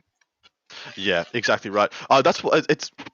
I think I subconsciously knew it was the Trueborn for one of those early in the game. That's why I kept asking Richard where they were. Where are the Trueborn? Did he go for the Trueborn turn 1? Because that's actually was my assumption. He would jump over the fusion boats, pop out the Trueborn, and then nuke him with the Night Spinner and the stuff, and just get them out of the game, because they're the best anti-tank option his opponent has. The best thing for stripping down these Star Weavers.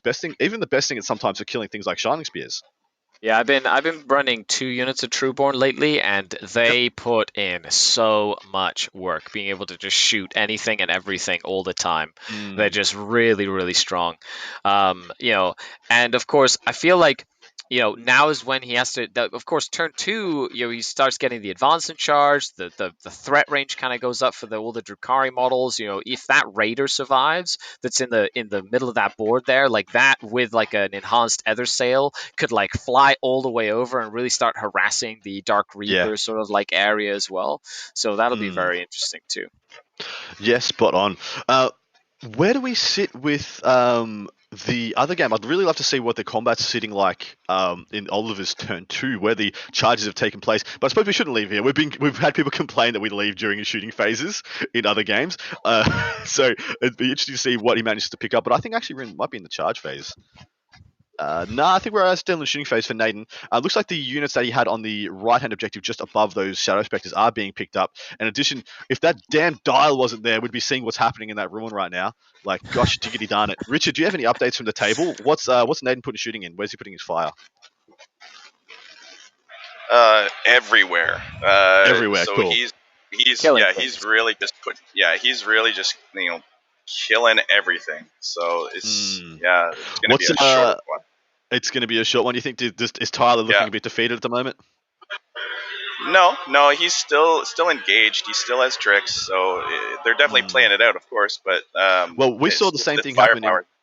We saw the same thing happen in the Nathan Fennell game. Nathan took a huge punch to the mouth turn 1 from Sean. Did the same thing here. Did the same thing 2 turns in a row. And Nathan was able to claw that game back to a similar balance, to some kind of balance on board state. Not in like points on the table or influence, but he tied up Sean, shut down his shooting elements, and managed to get things going his way at least a little bit in a couple of phases.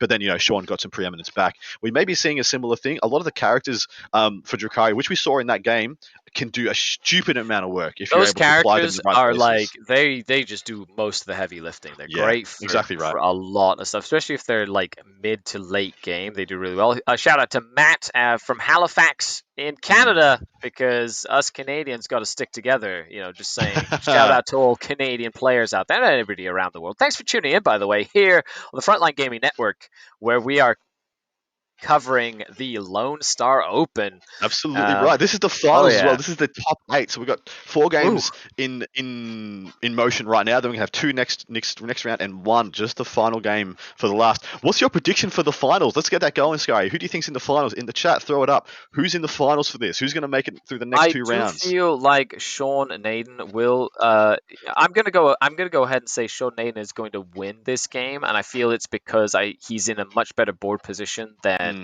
Tyler at the moment. I think that's going to be the case. I feel like Tyler's secondary choices might come bite him in the backside. Then we've got I really want to know what's happening in the Colin versus Peyton. Because I believe whoever wins of that match will be in the final table. I have a feeling like they will be at the finals. So John's playing Drukhari. So John's playing Drukhari, yeah? Yeah. Against Matthew. Yeah. He's playing against. No, Matthew is Adeptus Mechanicus. Yeah, he's AdMech. Yeah. Sorry, apologies. We've got two Drukhari, 2 AdMech. Peyton's Drukhari, Mr. Gaia is AdMech, Colin is AdMech, and Tyler Johnson, of course, is Drukhari as well. Now, I think it's going to be Sean Naden, Colin McDade, and I'm going to call that for our final, and in which case I believe Sean will carry this and Sean will win. This is why I think Sean Naden's going to get there. If Sean gets past Tyler, the chances of him playing the literal list he's here to beat, that being either of these AdMech lists, is very high.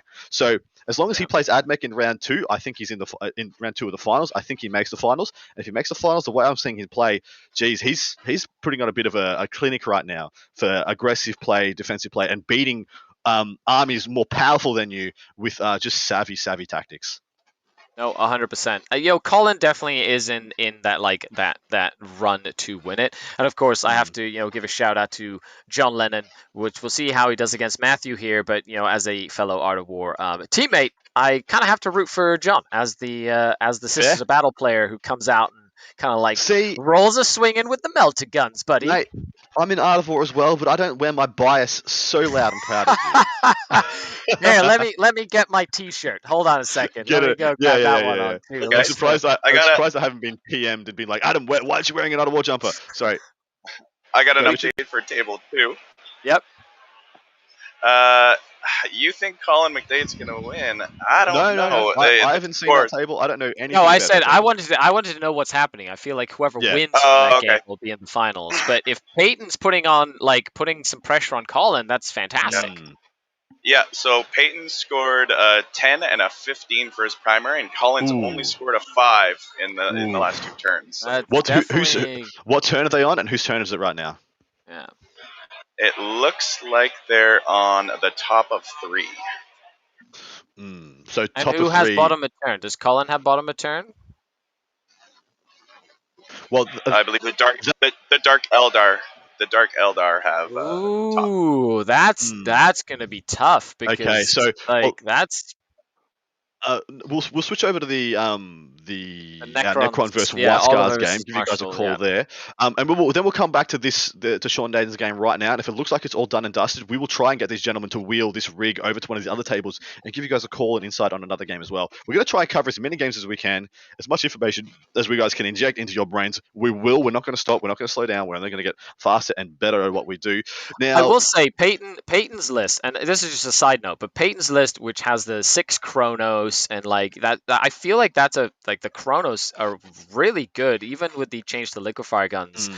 Into that Adeptus Mechanicus matchup, especially with decent terrain and being able to player place terrain.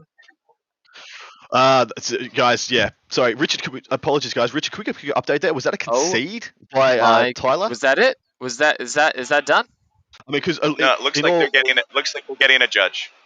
In all reality, all that matters is getting a W here. The score doesn't matter. Nothing else matters. And if Tyler no longer believes he can get a win, there's not much point in continuing this game. He's already got his ITC points in for going undefeated or taking 1 loss in that. There's no ITC points here. It's literally just getting to that final, getting to that podium. Right? And look, he made the top 8. His name is etched. Yeah. Yep.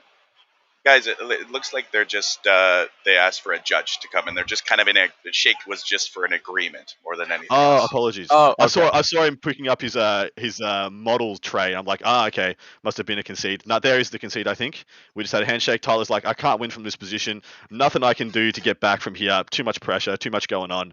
And yeah, like I said, if you can't get the W, there's no real point to making a more it is Sunday. Loss. You might have and that's the thing. Like the players might have a long drive home. You know what I mean? Like they come in, like you made it to the finals of the game. Like it's a single elimination for the top 8 of these big major tournaments. Where you have 3 rounds. If you lose, you're out. Doesn't matter how much you win or lose by. That's it. It's just you win. And I feel like Sean has put enough pressure on Tyler to kind of force the issue here. And look, Tyler played three games yesterday, 3 games a day before. Like, he's probably a tired bloke.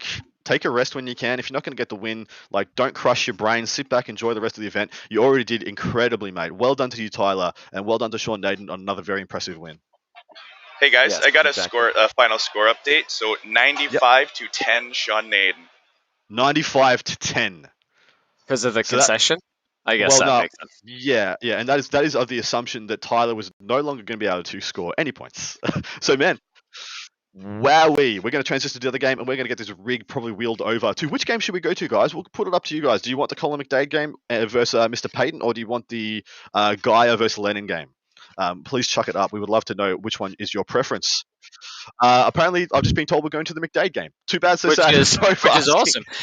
While we're waiting for all that to get re-rigged up, let's take a look here at Oliver versus Marshall. Right, where can the table boss let us know what turn and what phase they are in? You are in Necron's turn 3, so it's the top of 3. You're just seeing some immortal shooting into those plucky Vanguard vets on top of that objective. They did not charge in with those Vanguard vets on top of that ruin, but Oliver did make a lot of charges. He brought in that Vanguard vet unit from behind the crates to the upper left objective and charged in and killed the Plasma Site and the Scorched Lord.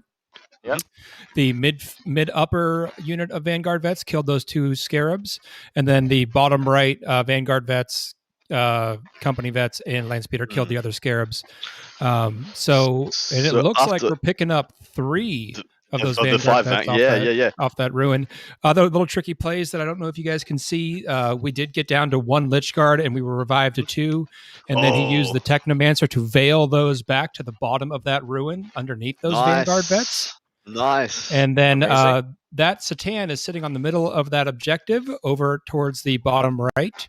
And that Satan is in a position to heroically intervene into anything. Any point. And it is also using the data intercept action, and it is still able to cast its powers because that's not a shooting or a close combat attack. A close combat attack. Wow. So that is a really strong play. Right? Just a little quick fact for you guys. Marshall is the number 3 Necron player in the world right now, so he knows his tricks, but I'll let you guys absolutely. And that's without his 5-1 score from a major going in as well, so he could very well be in first or second place as the Necron player, the preeminent this player. This is not just any major. This is a super major. 168 players. No, it needs to be 256. Oh, does Was it? So it's just a major? Yeah. Okay, Yeah, okay. it's just a major. It's just a it's 9-round slobber just knocker. a 160 person event. Whatever. Drop in the ocean. Let's water down our own content, you know. But yeah, dude, wow, that play was firstly those two plays showing the class and caliber of this man. Indeed, the play with the Catan, I had no idea you could do that. That is freaking genius. Neil Keir saying, but the internet says the Necrons are trash tier, Adam. Can't compete anymore. Dude, what is this? I agree. They're trash tier. Their dex isn't. That doesn't make this player not good. Doesn't mean you can't be a faction specialist with intimate knowledge of every single interaction you can have. You can't squeeze efficiency out of this and can't make it go on the table. This man is showing his absolute class, showing his skill. And dude, he's hanging in there, man. He's absolutely hanging in there. He definitely is. So that is awesome. Of course, now I believe it's on screen. You're seeing the Colin McDade game getting set up here as well. We've got a bunch of a lot of cult Mechanicus to Bedford Mechanicus models. Those models on the side of the table, are they like alive or are they part of the dead pile? I'm assuming they're alive actually. Yeah, but who knows? Who knows? We'll see if we can get Richard to have a quick peek and also give us a score update of how that one's sitting. But we most likely, guys, just for your pleasure, it's going to be a lot of work for these gentlemen to update the scores on the side of the screen. And if they get the time to do it, they'll do it. If they can't, and it's going to bust anything else, like we are in the Necron game. Apologies. It is. We're seeing two screens. We're seeing the screen. Yeah, you're setting up the screen. Okay, so we are still on the Necron game for all of you at home, but us in the green room can see the different games. So the counter charge is coming in against that unit of 5 Vanguard vets who went in onto the Lich Guard in the top left-hand corner. The Lich Guard we saw got veiled out into the bottom left-hand corner to assist in the removal of these 5 Vanguard vets, which are now down to 1 dude left. So well done to him. He's clearing his lines out, which needs to happen. And in all intents and purposes, looks like the Scarabs on the bottom. Oh, sorry, no, was the Lich Guard going into the bottom right-hand quadrant? Yeah, I believe it was. Seth, can you confirm that? Did those Lich Guard veil to the bottom right-hand corner? Or the bottom left? I believe the Lich Guard veiled to the bottom left, and another unit of Lich Guard just moved out of that bottom mid-ruin to join the Lord in combat there. And I believe what's charging up top there is Immortals into those Vanguard vets, I believe. But it's a bit hard to tell from this distance. Did he try and get his Scorpec Lord up? Did he spend a CP to try and res that guy? He did, and he failed the res. Balls. Damn it. that sucks. That happens. Really... It's always, especially on a 4+, they're not Sisters of Battle with Miracle Dice, Adam. That's true. It's true. We cannot all be. We don't have the technology of faith. Question: Did Sean actually charge with the Starweaver into those DE vehicles? Richard, if you got a moment, are you able to recall whether he charged in that turn with the Starweavers, or did he just fire and fade into the building? I thought he charged. I thought he charged as well. Yeah, I thought he charged. Sorry, I'm just trying to set up the call-in game for you guys. So just give me a minute. Never mind. We'll get back to it when you get a chance, brother. You got more than enough on your plate. But sticking with this one, so we had a unit of Scarabs that actually got a little bit aggressive. They went up and tapped the Rhino to stop it from aggressing. I saw he only had 2 left, but he did what he could to try point it and stop it moving around that terrain piece to get into the middle of the board. I thought that was quite well done by Marshall. And in response, we've seen the big unit of 10 Vanguard vets come out. That unit looks like it's only got about 6 left, and one guy's got a wound on it. I don't know where that damage would have come from, unless it's from Skyfall. It's probably from the Satan. Especially when you have a 10-strong unit, like they're not taking. Yeah, exactly. You're not looking at doing lots of damage to the small units, but having a big unit means that power is more than likely going to go off unless you roll that 6, right? Which makes a big deal. And I just want to point out the assumption that I had at the start of the game was he was going to keep 1 10-man together and split up the other one. And that seems to have held true. We saw a 5-man go into the top left-hand quadrant and charge into there. And we saw another 5-man deep strike onto the top of that ruin, which means there's either another 5-man hanging out the ruin or another 5-man off the table right now. Seth, are you able to confirm? Sorry, I missed that question. I'm trying to listen to the player audio. Is there another 5-man Vanguard vet unit off the table, or is it in a ruin in an overhang somewhere? I believe there is 1 5-man that is in that upper right. There's 1 5-man. Well, they're not 5-man anymore in that lower left. There's one in the lower right, and then the big man, the big 10-man. So all the Vanguard vets are on the table. So it's in the upper right. It's in the L-shaped ruin up there, waiting for its time to shine. No, it is. It's just outside that, next to the Rhino. It charged out to clear out those Scarabs. I thought that was the big. I thought that was man. He's got 1 5-man and another 10-man that's been broken into 2 5. So in total, he has 4 units of Vanguard vets, and basically one is in each corner. Okay, apologies. He's combat squadded them all. Yes, I thought that was a miscommunication we had earlier. Yep. It seems like he did combat squad, which I guess does make sense, but it does mean that like Sky of Falling Stars can potentially go off on all the smaller units and kind of force them into a game of attrition as we go as well. Yeah, exactly right. It is. Yeah, someone was pointing out the Locust Lord can't res anyway, so maybe it was the Overlord that went down. They tried to res. Apparently because they don't have nobles. So just another term and condition slapped on that Necron book for arbitrary reasons we are not aware of. Salt ensue. So it looks like we've got, so the bottom right hand side still looks like the weaker one, but it doesn't look like the White Skies are in a position to capitalize. Like, I can't see those Vanguard vets going into that Catan. That's a suicide run from this point. That guy just turns on Entropic Strikes, goes straight past that invulnerable save, that Storm Shield, and just kills the whole unit probably, or 3 or 4 of them, and then wipes them out the next one. So I think that Catan's going to be sitting strong for the rest of this game in all reality, yeah? Yeah, no, the Satan, like, what are you going to do with a fully wounded Satan on turn 4 and 5? Like, you just physically almost don't have enough turns to deal with it. You know what I mean? Like, you need, like, almost 4 turns to be able to deal with it effectively, or 3 turns if you're doing damage to it multiple turns, because it heals every single, like, at the start of the battle round. Yeah. Or at the start of the player turn. So that's why I said you need 4 turns of shooting to kill that guy, if you're only going to kill him with shooting. And so the fact that he didn't shoot him last turn means that guy's not going to die. Literally not going to die. Table boss, take it away. So this is we're going into White Scar's turn 3, and this is the second turn in a row that he has gotten a 0 on primary. Oof, that's wow. You know, so maximum he can score now is 30 points on primary. Like, absolute maximum if he scores 15 points every single turn on turn 4 and on turn 5. And what we're seeing right now is that unit of Vanguard vets. Looks like there was 3 left. They're jumping away with their beautiful fallback and charge. They're gonna try and get their charge off into the bottom left hand corner and turn off Octarius data. But I understand that was being done by the Catan, so maybe they're just hunting down the weaker portions. I believe you mean vital. Data. Apologies, absolutely right. So not the rod. So yeah, they have to kill it in order to stop it. They're not going to happen. They're not going to kill it. You know, they might stop him from starting it again. I think that might be like a plan for them to force something else to do it, because you can't start an action while you're in combat. In your opinion, is Oliver sunk just simply because he's got 2 double donuts on his primary? To be honest, it gets to a point where you physically cannot come back, mathematically speaking, if you don't score primary. We're only talking about getting a W here. He doesn't need to get a big score or a little score. He just needs to, one of them just needs to get a 1-point win. Doesn't matter everything else. In this mission specifically, primary is so important. And his opponent has been able to score primary and is denying all of his primary. Like Marshall is scoring points. All of his secondaries are almost don't matter if you can't score primary in this mission, right? Marshall's up to 25 primary at this point. So Marshall on 25 to 0, like that. So you're looking at if Oliver can max out his primary in the next 2 turns, which is going to be almost impossible against a giant objective secured army of Necrons, he gets 30, and Marshall already has 25. So then it comes down to secondaries at that point, right? Which means, but that's if he maxes it out. So it's more than likely going to be Marshall's game. I doubt that Oliver will be able to come back from such a deficit. Yeah, same. And dude, wow, most likely we're going to be seeing Necrons go into the semi-finals of a 9-game major.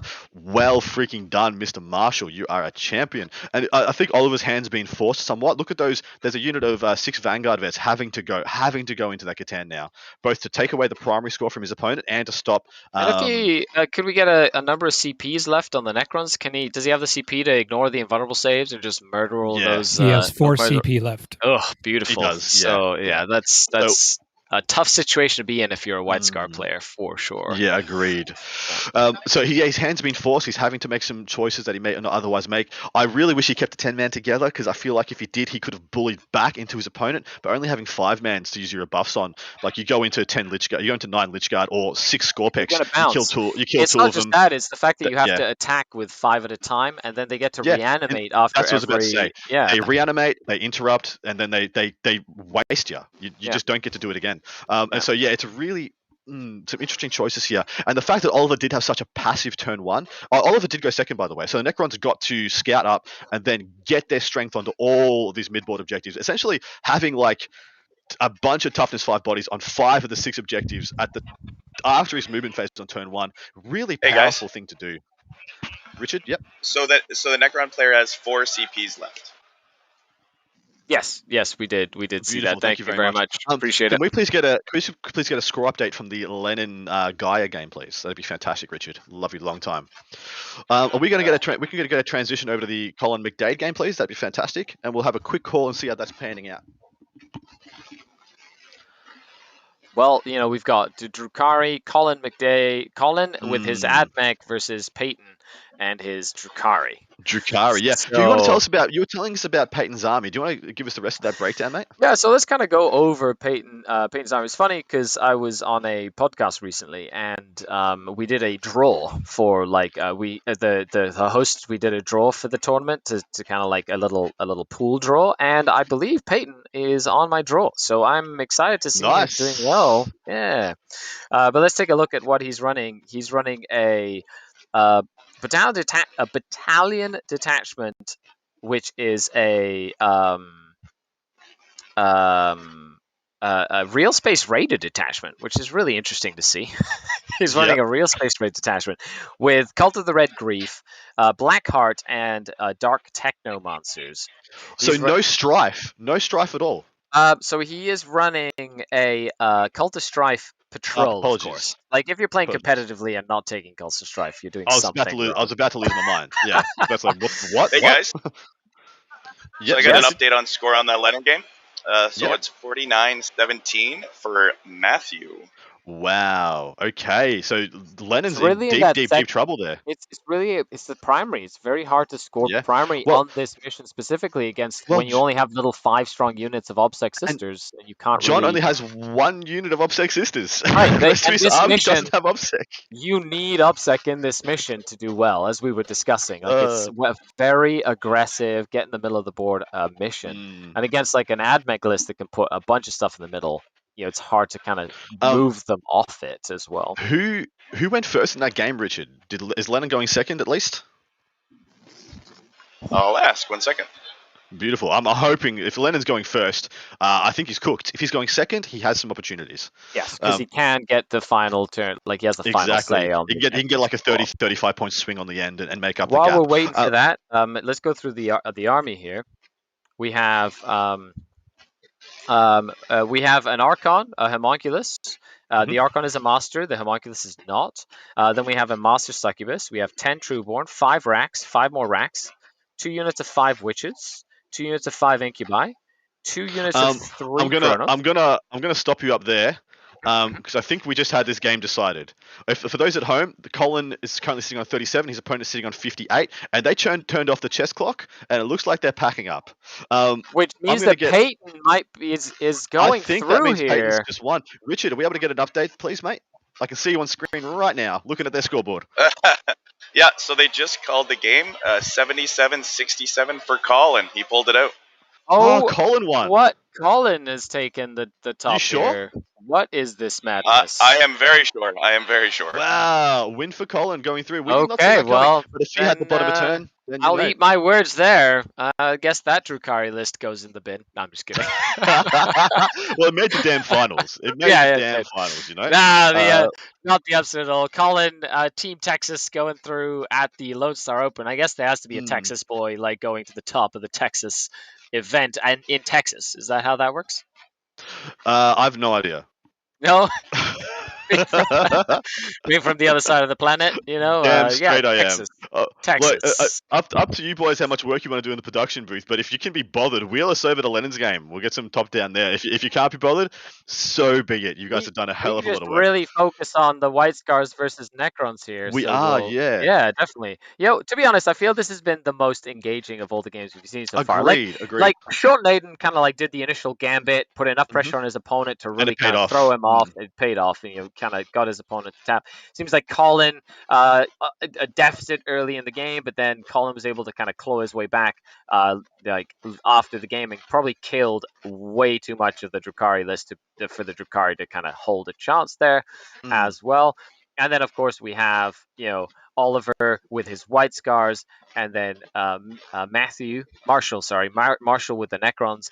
And Marshall has shown us in this game just like a beautiful, like, table presence, board control, objective secure style of game where he's kept himself on that halfway line. He hasn't had to move like up at all. He's forced the white scars to come to him on his terms. And play on his terms, which has allowed him to sort of dictate, as we've noticed, dictate the pace of the game.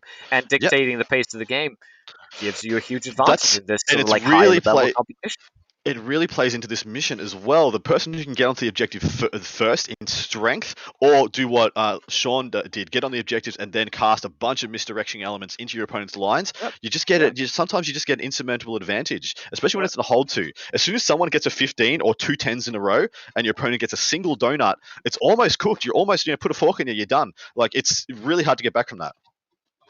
And especially in this mission, which is interesting because you have 9 missions to play, and I'm pretty sure most events don't really run the Scouring, but the Scouring's like one of those missions that's just like in a 9-mission event, in a 9-game event, you run the Scouring, and I loved that they had the Scouring. It's first game round, day 2. Which round was it? Day 2 that they did the Scouring. First game day 2. That'd shake up, just shake it up.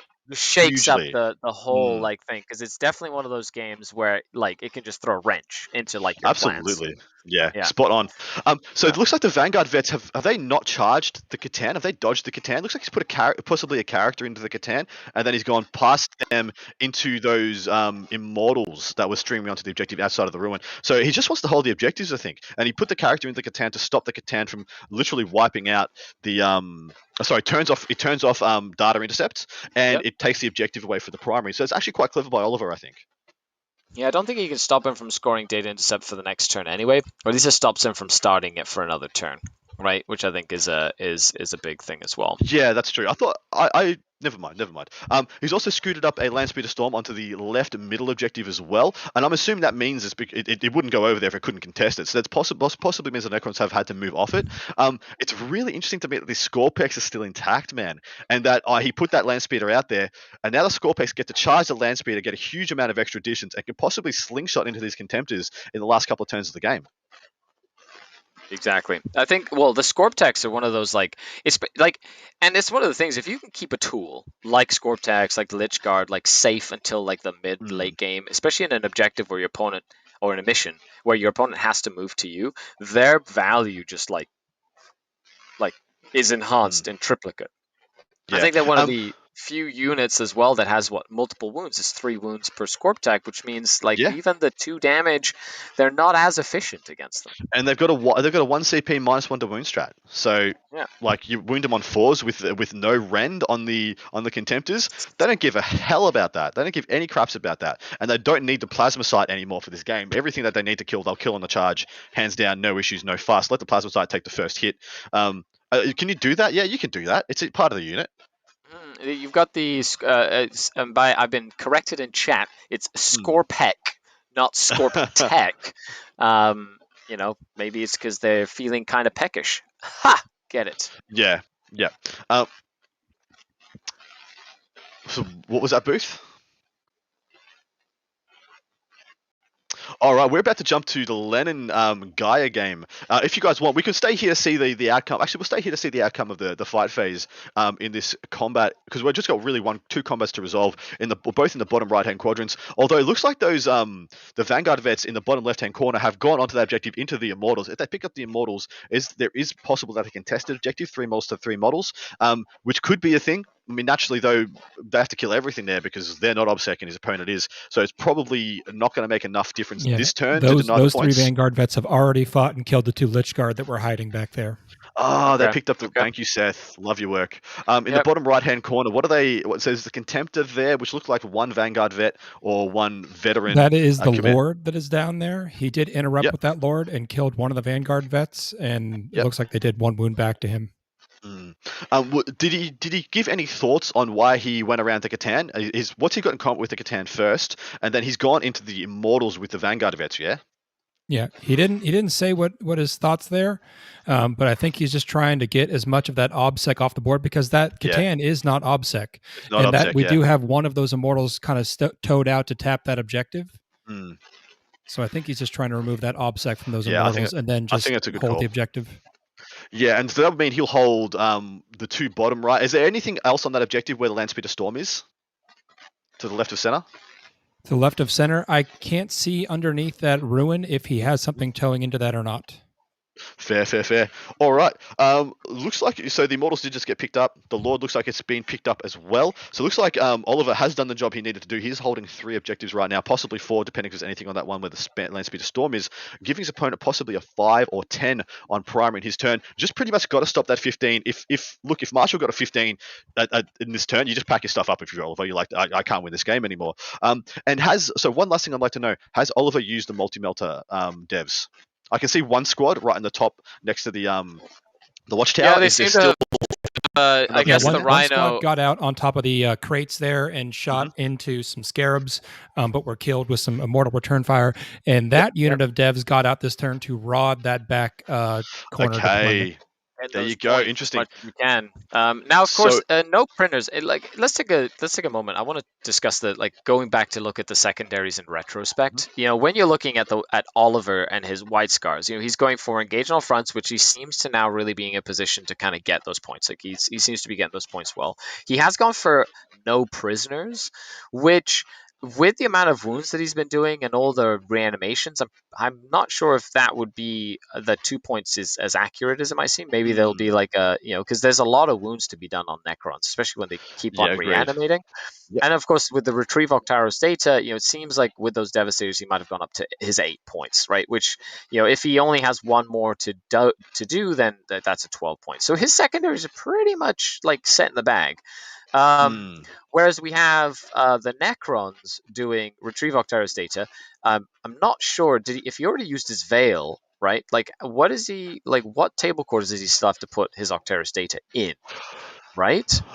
Yeah, that'd be interesting to know, because what he's got right now, he's got 4 on it, so he's done it twice, probably, you know, in his home deployment and the one above, I'm assuming. But I'd hope that he's done the one onto the right quarter, because if he does, then he's definitely going to get an 8 when he rods in the top left. I'm assuming he's probably not going to get a chance to get 12 on this, and he's probably going to leave with an 8, is my assumption. But if he hasn't done the bottom right quadrant, he's not going to get a chance to do it now. All the infantry there is dead, unless the Immortals in the bottom left can somehow get over there eventually. Right.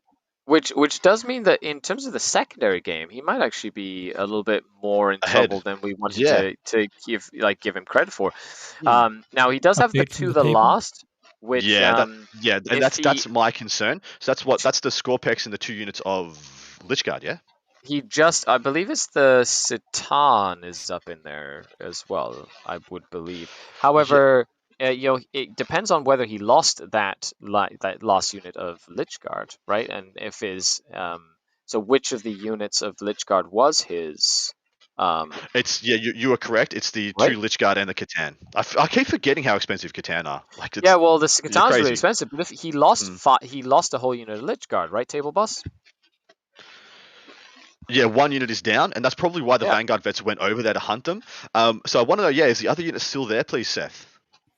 To my knowledge, all of the Lichguard are dead at this point, from what I can tell. All of the Lichguard. Well, that is a huge update from the table, though. It does appear that Marshall had a unit in that ruin on that 3rd objective, so he did get 10 there. He got 10, and he got 3 for vital. It sounds like his plan is to try to knock Oliver down to a 5 primary, and then it'll be well cooked, I think, at that point. Yeah, I think so. In terms of the secondaries, the White Scars definitely have the leg up on the secondary game. However, it's that primary with all the objectives secured that those Necrons can kind of pull up, which really make a difference. So this is the start of the Necrons' turn. We're gonna shift over to the John Lennon, Mr. Gaia game and give you a call there. We'll come back to this one and get the kind of the last kind of ebbs of this turn. What turn are they in, by the way, Seth? Is this the top of 4? Yeah, I'm assuming. I believe they're going into the top of 4 now. Very, very cool. Beautiful. Okay, so All jumping right. over to John Lennon and Matthew. John Lennon sitting at 22 points with Matthew sitting at 54 points here. However, it seems like John Lennon does have bottom of turn. Is that correct? Yeah, Richard, that is chime correct. in. So, AdMech went first on this. I do see. Am I seeing a lot of AdMech? It's hard to tell. The AdMech and the Sisters actually look quite similar on this table. But it looks like we have quite a lot of strength of AdMech in the bottom right-hand corner. I can see some Ballistari. I love seeing that Sanctum on the table. I just love seeing the ability of people to take terrain pieces. I suppose this might be the best thing that this pack brings, is more interaction. Allowing you to bring your fortifications. Fortifications. I think that is amazing. I think so too. I doubt we're going to see many other than the Battle Sanctum, because all the other ones are pretty horrible, to say the least. What have we got on the clock there? It looks like we've got 38 for one player, 21 for another. And I with John having the bottom of turn, you'd assume he has the more time left, but we've been incorrect before on that count. As we get the table boss to maybe look at the time there for us and let us know what is what, let's go over some of the second. Or do you want to go through lists first here? Kind of like discuss, what John's been playing with and what. Well done to the boys, by the way, updating the secondaries for you guys so you can see the live scores. I'll go quickly over John's list if you like, and then I'll get you to tap on the other gentlemen's. Unfortunately, I pulled up the McDade and the other lists because I thought we were going to be there for a bit longer. Not to be. John Lennon's list, I'm getting it right now. It starts off with a Bloody Rose detachment, this one being a patrol, Morven Vile, 1 unit of 5 Battle Sisters, and that 1 unit of 5 Battle Sisters is the entirety of this man's OBSEC. Very confident player. 2 units of 8 Repentia. He also has a Repentia Superior in the no Force Org slot, and then he has 2 units of 5 Zephyrim. Rounds out the rest of it with another attachment. This one of Ebon Chalice. It is an Outrider. It has Celestine in here. A unit of 8 Sacrosanct, 9, apologies. A Dogmata. 2 units of Dominions with 4 Stormbolters in each. 2 units of 5 Sephirim with 2 sisters with 2 Hand Flamers each in each one. So that being 4 per squad. And then 2 units of Retributors, each one with 2 Multi-Melses and 2 Heavy Flamers with 2 Cherubs. Then he rounds out these last little options, 2 Rhinos and that big old Battle Sanctum. The big old Battle Sanctum, which is also obscuring, I believe, and it's pretty handy. What do you make of this list? I feel like if he had gone over again, he would have loved 2 more units of Battle Sisters, because I feel like he got exposed in his last game versus Mr. McDade by not having the density or any significant amount of OBSEC to throw about. So, what do you make of this list overall? Because I actually love it. I really like the list.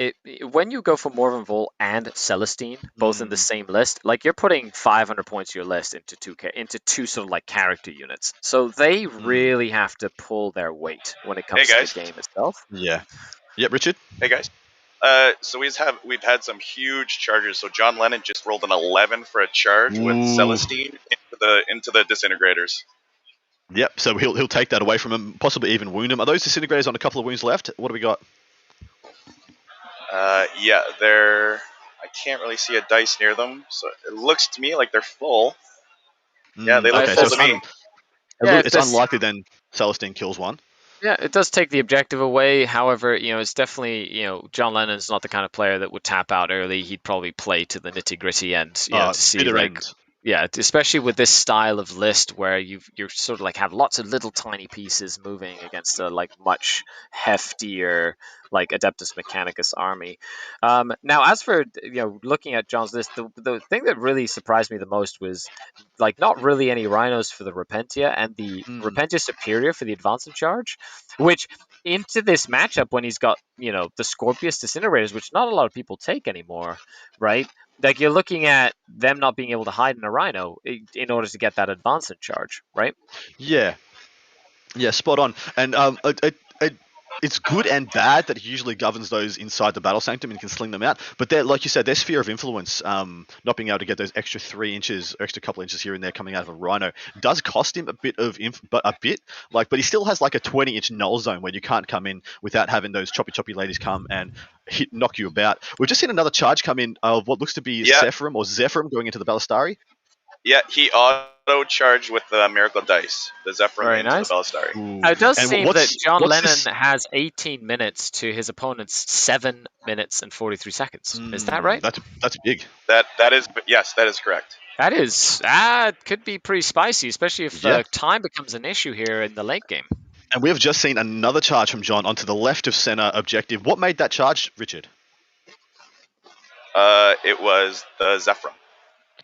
I mean on the middle. So the Zephyr went into the Ballistari. Yeah, there's another charge that's happened. Sister Superior. Okay. Oh, okay. Yeah, because he's just going into range and stuff. That Sister Superior has like 8 attacks. She ain't no slouch. Yeah, and there's Repentia there as well. And there's Repentia there, so that squad's dead. John, look, oh man, John's just taken 3 objectives back. He's got the entire left side of the board is essentially John Lennon, and the right side of the board is getting pushed in by Celestine right now. Where's Morven Vile, by the way? I think I can see her at the bottom of the table in combat with Ballistari.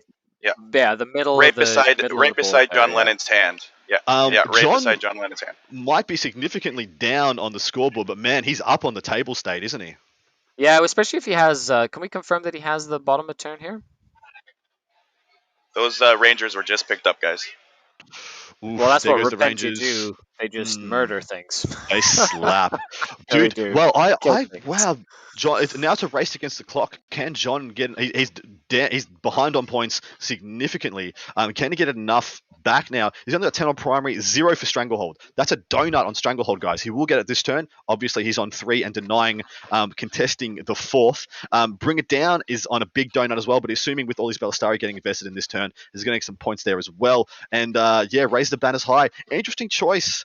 I wouldn't have taken Raise the Banners in this one. I don't know if John probably maybe knows more than me. He just wanted something that was going to get him a comfortable 5. But getting more than 5 on this objective would have been a big call, seeing as you have this like literally like no freaking obsec in order to like go and take it off your opponent so he can just take him off you whenever he wants. Are you able to give us Mr. Guy's list, mate? We haven't gone over that yet. Yeah, let's take a look at Mr. Gaia's list over here. Can you tell I'm excited? Can you tell I'm activated now? You're like, let's do this, but boom. So it's up on your screen so you can follow along with us, but we have a patrol detachment of Mars. Sorry, Richard? Celestine just killed a disintegrator by herself. Amazing. Probably consolidating into the next one as well and disallowing it from shooting his blast weapon. I thought that was unlikely. Can someone give me the over-under on those chances in the chat? What are the chances that she kills a full strength one? Sorry, SKARI, you continue. That's okay. We need our math hammer folks coming out and letting us know how that works. But we have a Skitarii Marshal, another Skitarii Marshal. We have 2 units of 5 Rangers, 1 unit of 20 Vanguard, 2 units of 5 Cerberus Raiders, 2 Scorpius Disintegrators with Belarus Energy Cannons, 2 Strato Raptors, which for some long-range fire support. Then we have another an outright attachment of Mars with a Manipulus, 1 unit of 3 Ballistari with 2 autocannons and a last cannon, 1 unit of 2 Ballistari with 1 last cannon, 1 autocannon, and another unit of 2 Ballistaris with a last cannon autocannon, and then 1 unit of 10 sterilizers and 1 unit of 5 sterilizers. So much stuff, man. Like I expected you to stop, and then you just kept going. This is crazy. Hey, we are talking about Adeptus Mechanicus here, you know. So if you thought that you didn't have enough, play Adeptus Mechanicus or Drukhari. You just guys, or Drukhari for sure. Hey guys, so the Zephyrim were able to kill 1 Ballistari, and they're consolidated into his body.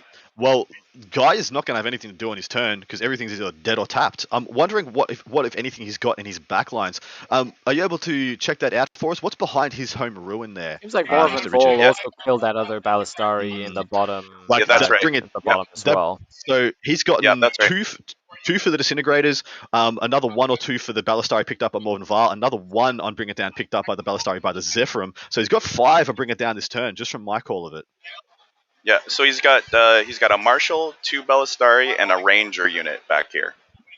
Okay, how big's the range? Is that just a 5-man Ranger unit?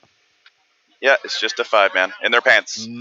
Not enough to change the tide here, I don't think. Unless John hasn't paced this appropriately, or he's called his shot too late. I think John's looking good from this position. He just got a huge amount of points, and I think kept his opponent to a 5. Unless that Disintegrator's on the bottom right objective, I'm not quite sure. I'll get the updated score in a second. Beautiful. Lovely work, man. You're doing great. Can Seth, are you able to just chime in the chat and give us a quick 30-second update on that table?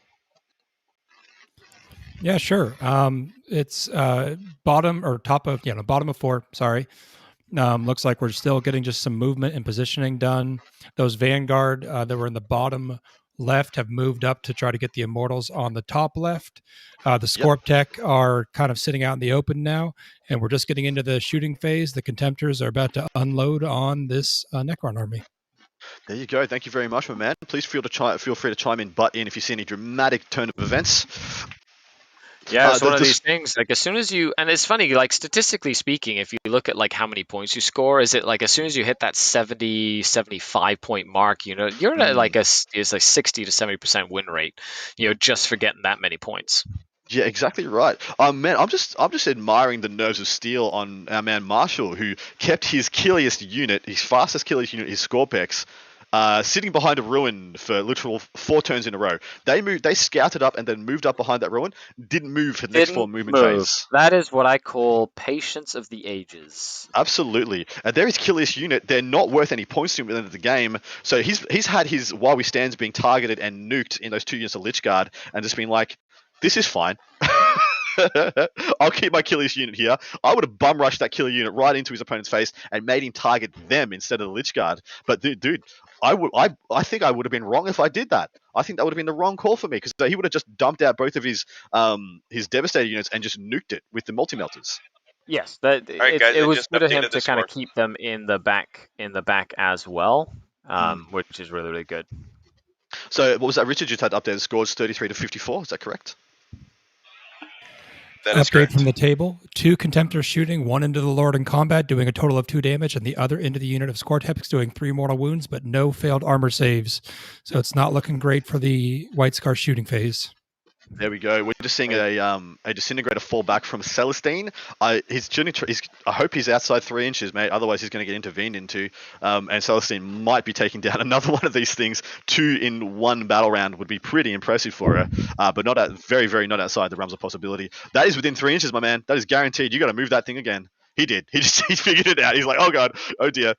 Definitely don't want to get heroicked, by Celestine. Yeah, that would be the wrong way to go. Now, taking a quick look at the John Adeptus Sororitas versus the Adeptus Mechanicus list here, but looking at secondaries, why don't you tell us a little bit about John's secondaries and how his table state seems to be working towards or against him? So John just in turn. So what turn is this for John? Is this turn 3 or turn 4, Richard? Are you able to tell us? So right now we're on top of 4. That's what I thought. Yeah, Admech going first, top of 4. John just had his huge turn 3. He's got a total of 10 on primary, which means he's got 2 5s so far. A 5 on turn 2 and a 5 on turn 3. He had a donut. He had 0 on Stranglehold going into his last turn. He just managed to get it this turn. He raised the banners high. He's only sitting on 2 points. That means he's just held he's only had a banner on his home objective for 2 turns. And bring it down. He's got 8 points now. Well done to him. He's picked up most of the mechanized options for his opponent. Both Stratoraptors are dead or off the board. I'm assuming they're dead because that would make sense to me that he's gotten 2 points for each, and then it's a couple of Ballistari and 1 Disintegrator for the rest of those bring it down points. I might get Richard to chime in. Are they off the board? Are the Stratoraptors off the board, or are they dead? They are dead. Yeah, that's what I thought. I assume so. They're just going to be catching. They're just going to catch multi-melters to the grill in this one. To the grill. Apart from Raise the Banners, I like his other choices. Stranglehold. I don't know what else he picks. Raise the Banners and Stranglehold. They're both ones that are either going to give you like sweet. Well, I feel like Stranglehold is like really dangerous against Adeptus Mechanicus. Like when you only have like 1 OBSEC unit. 1 OBSEC unit, exactly right. Like how, like you can't. It's hard to kill them. You have to kill them off. You have to hold 3 and then take them off with 1. Exactly right. So that's risky. Yeah, exactly right. Yeah, Celestine Heroic 6, and I think he just figured that out. That's why he backed up all the way. He decided to back up so that doesn't happen. That's what I was saying. Like, man, you can't stay anywhere near her. You can't be like, oh yeah, I can just tow outside 3. And she's like, no, that will not save you. Sorry, continue, SKARI. And then, of course, for the Adeptus Mechanicus army, we have Engage on all fronts, which it seems was something that was happening, but might actually be hard to score now that the sisters have kind of pushed up. The Retrieve Octero's data, he's gotten his 8 points. I don't see where he'd be getting that last point for 12. And then grind them down, which playing against sisters can be harder to get than you think. They're a lot more durable than people give them credit. Especially if your opponent has bottom of turn, in which case they can kind of... Well, dictate how much to kill to kind of stop you from scoring. Especially when you know for 100% of the time they're going to have a premium 3-tier like terrain piece to put everything in and get 2-up saves across their army. Like, yes, he can really worry you out of a bunch of kills. Engage on all fronts and retrieve Octarius data. Look, you don't want to get close enough to get a 12. Like, I believe he must have been thinking, like, I'd be happy to get an 8 on OTV. 8 on OTV is fine. 12 if I can, because getting a 12 means you have to get, like, up close and personal and allow yourself to be, like, nuked by Repentia on the return. Because there's no way to get it without and be outside Repentia charge range from that Sanctum. So OTV, happy with an 8. He's probably satisfied with that. Go, Richard. We got a clock update. We got 2 minutes left on the AdMech player. He's on top of turn, and John has 13. And this is only 4th turn, is that right? Yeah, it's his turn 4 right now in the shooting phase. So he might have enough time to maybe do a couple armor saves and whatnot in John Lennon's, or use some stratagems or whatever. But that's pushing it really, really close, especially. I need to ask Richard. 4 or 5 on the bottom right-hand objective, the one just down below Celestine. What's the unit in that ruin? It looks like just a 5-man ranger. It's just like a 5-star ranger. No, it's just a 5-man ranger. Yep. Beautiful. So, yeah, feel free to. So we just had Val ask Richard to get us a clarification on the terms of the clock out, what he will be able and not able to do, and we're going to give you guys that information because full transparency, and that's a really big component of the game we play at the moment. I'm really happy to say, especially at the tournament level, which, to be honest, I feel like a chess clock is one of the best things that has happened to competitive 40k. It really stops the whole slow play thing, and if you're going to bring an army that rolls like 1,000,000 dice, then you better be. Like, it's powerful in the game, but you better be good at rolling 1,000,000 dice and rolling spot on. Hey guys, the judges said when you run out of time, you're only making saves. You cannot make actions. That is what you do. That's it. It is what it is. That's about standard. That's, I think, a Frontline Gaming chess clock or like the ITC sort of chess clock open rules. I think that's pretty standard. You can make saves, but you can't use any stratagems. You can't do anything that would take time, essentially. Yeah, exactly right. Now, an interesting thing. What's your experience with 9th edition so far, mate? Because I'm until I saw AdMech, until I've seen AdMech make its inroads into the game right now, I don't see people clocking out. I don't see people even getting close to time on their games. But now AdMech seem to have changed that. AdMech go to time a lot more than any other army, I believe. Yeah, so I think it has a lot to do with the amount of stuff that they can stack at the beginning of the command phase, and it's not only that, but they're rolling lots of dice, and they have lots of interactions in the movement, the shooting, and even in the combat phases, with the having to move lots and lots of models, especially if you're running like hordes of Vanguard and Rangers. So that 5-man unit in the building is charging Celestine. Celestine is spending a CP to Overwatch. Oof, we'll see what happens with that. Big plays. Matthew's making a big play here, man, because that's what's going to stop John getting a 15. Yes, because he needs to stop John from getting a 15. So we'll see. Only two remain. Oh, there's no my chance. Goodness. Yeah, there's no chance just going to cut them down. Yeah. Is she on 1 wound left, Richard? And has she died already this game? She's on 1 wound left. I do not know if she's died yet. So that's where the majority of Matthew's firepower, Mr. Guy's firepower, went this turn. Can Celestine Moment of Grace?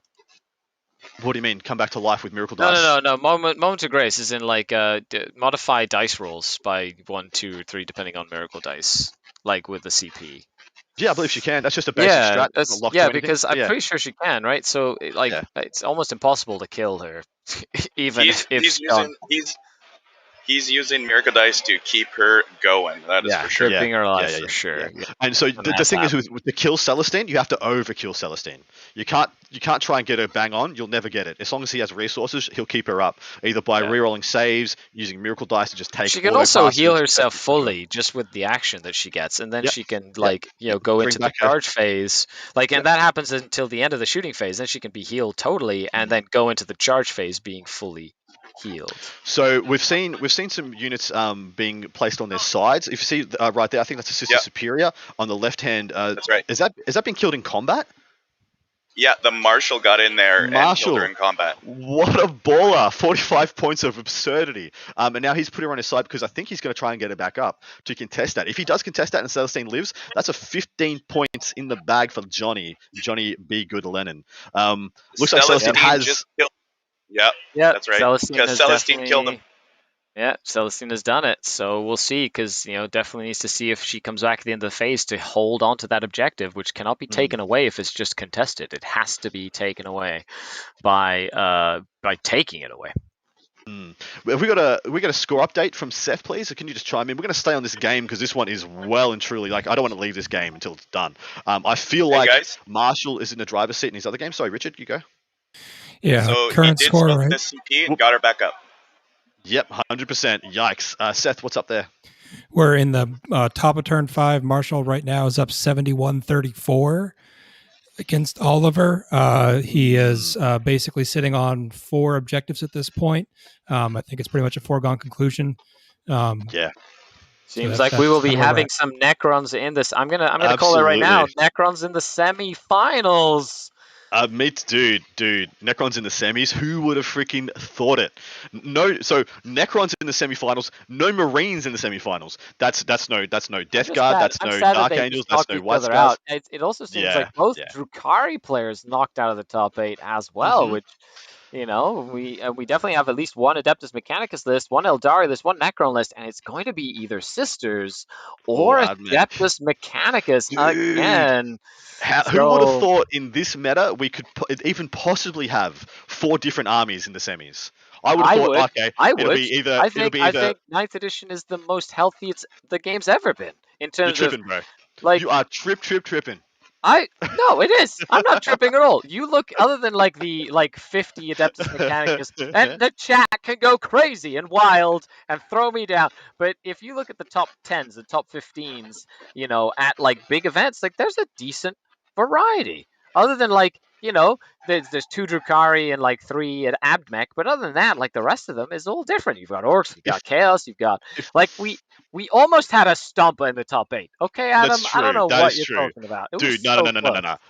We almost had either Wyatt. So this is my only shame. It's the only 2 disappointments I've had. This is that Oliver and Marshall had to one of those had to get knocked out, and that Wyatt and Jurek played. So Wyatt Turk and Ben Jurek played. That's the Stomper versus the double Lord of Skulls list, and they had one of those knock each other one out. I have been playing the game for 23 years, chat. And I have seen the day when there were only Space Wolf rocket launchers lists at events. Okay, this edition is one of the most varied editions where you can be a faction specialist and do very well with your faction. Yeah. Yep.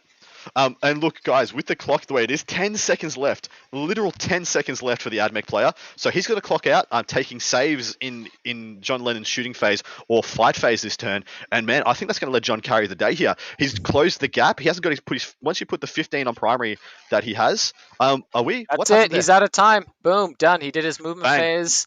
That's it. We are out of time for the Adeptus Mechanicus player. And now John just gets to do his turn 4, his turn 5, or possibly even just his turn 5.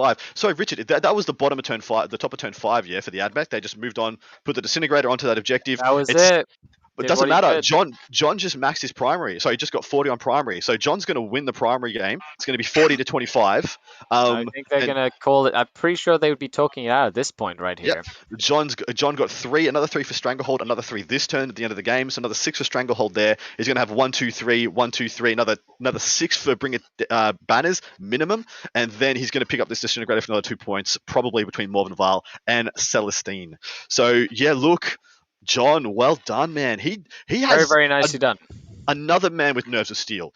From what he was saying, he was doing literally nothing for his first. There's the handshake, folks. We got the handshake. Yep.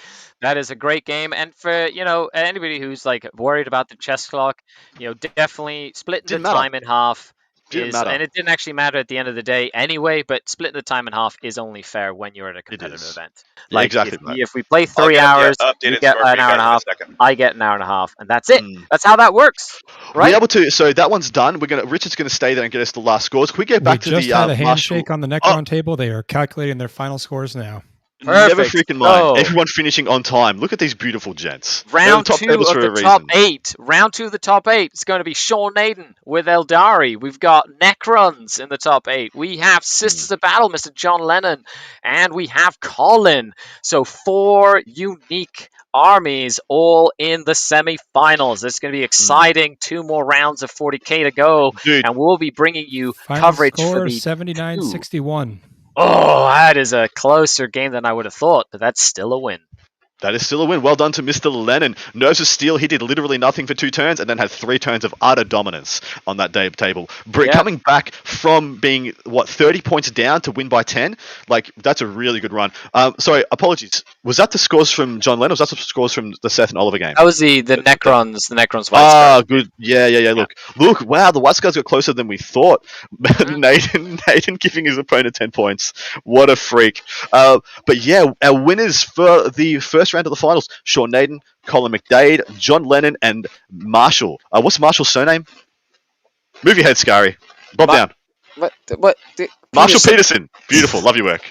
Marshall SKARI head. That's how it works. Other than that, do we have a time frame for folks to put it in their calendars for the second round of today's top 8? Yeah, any ideas from the floor? Can we get someone to quickly tap a judge on the shoulder and just give us an idea when we're going to be starting back?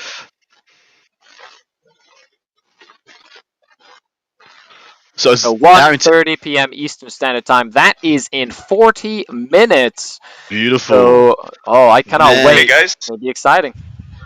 So the final score was 78 John, 55 for Matthew. Wow.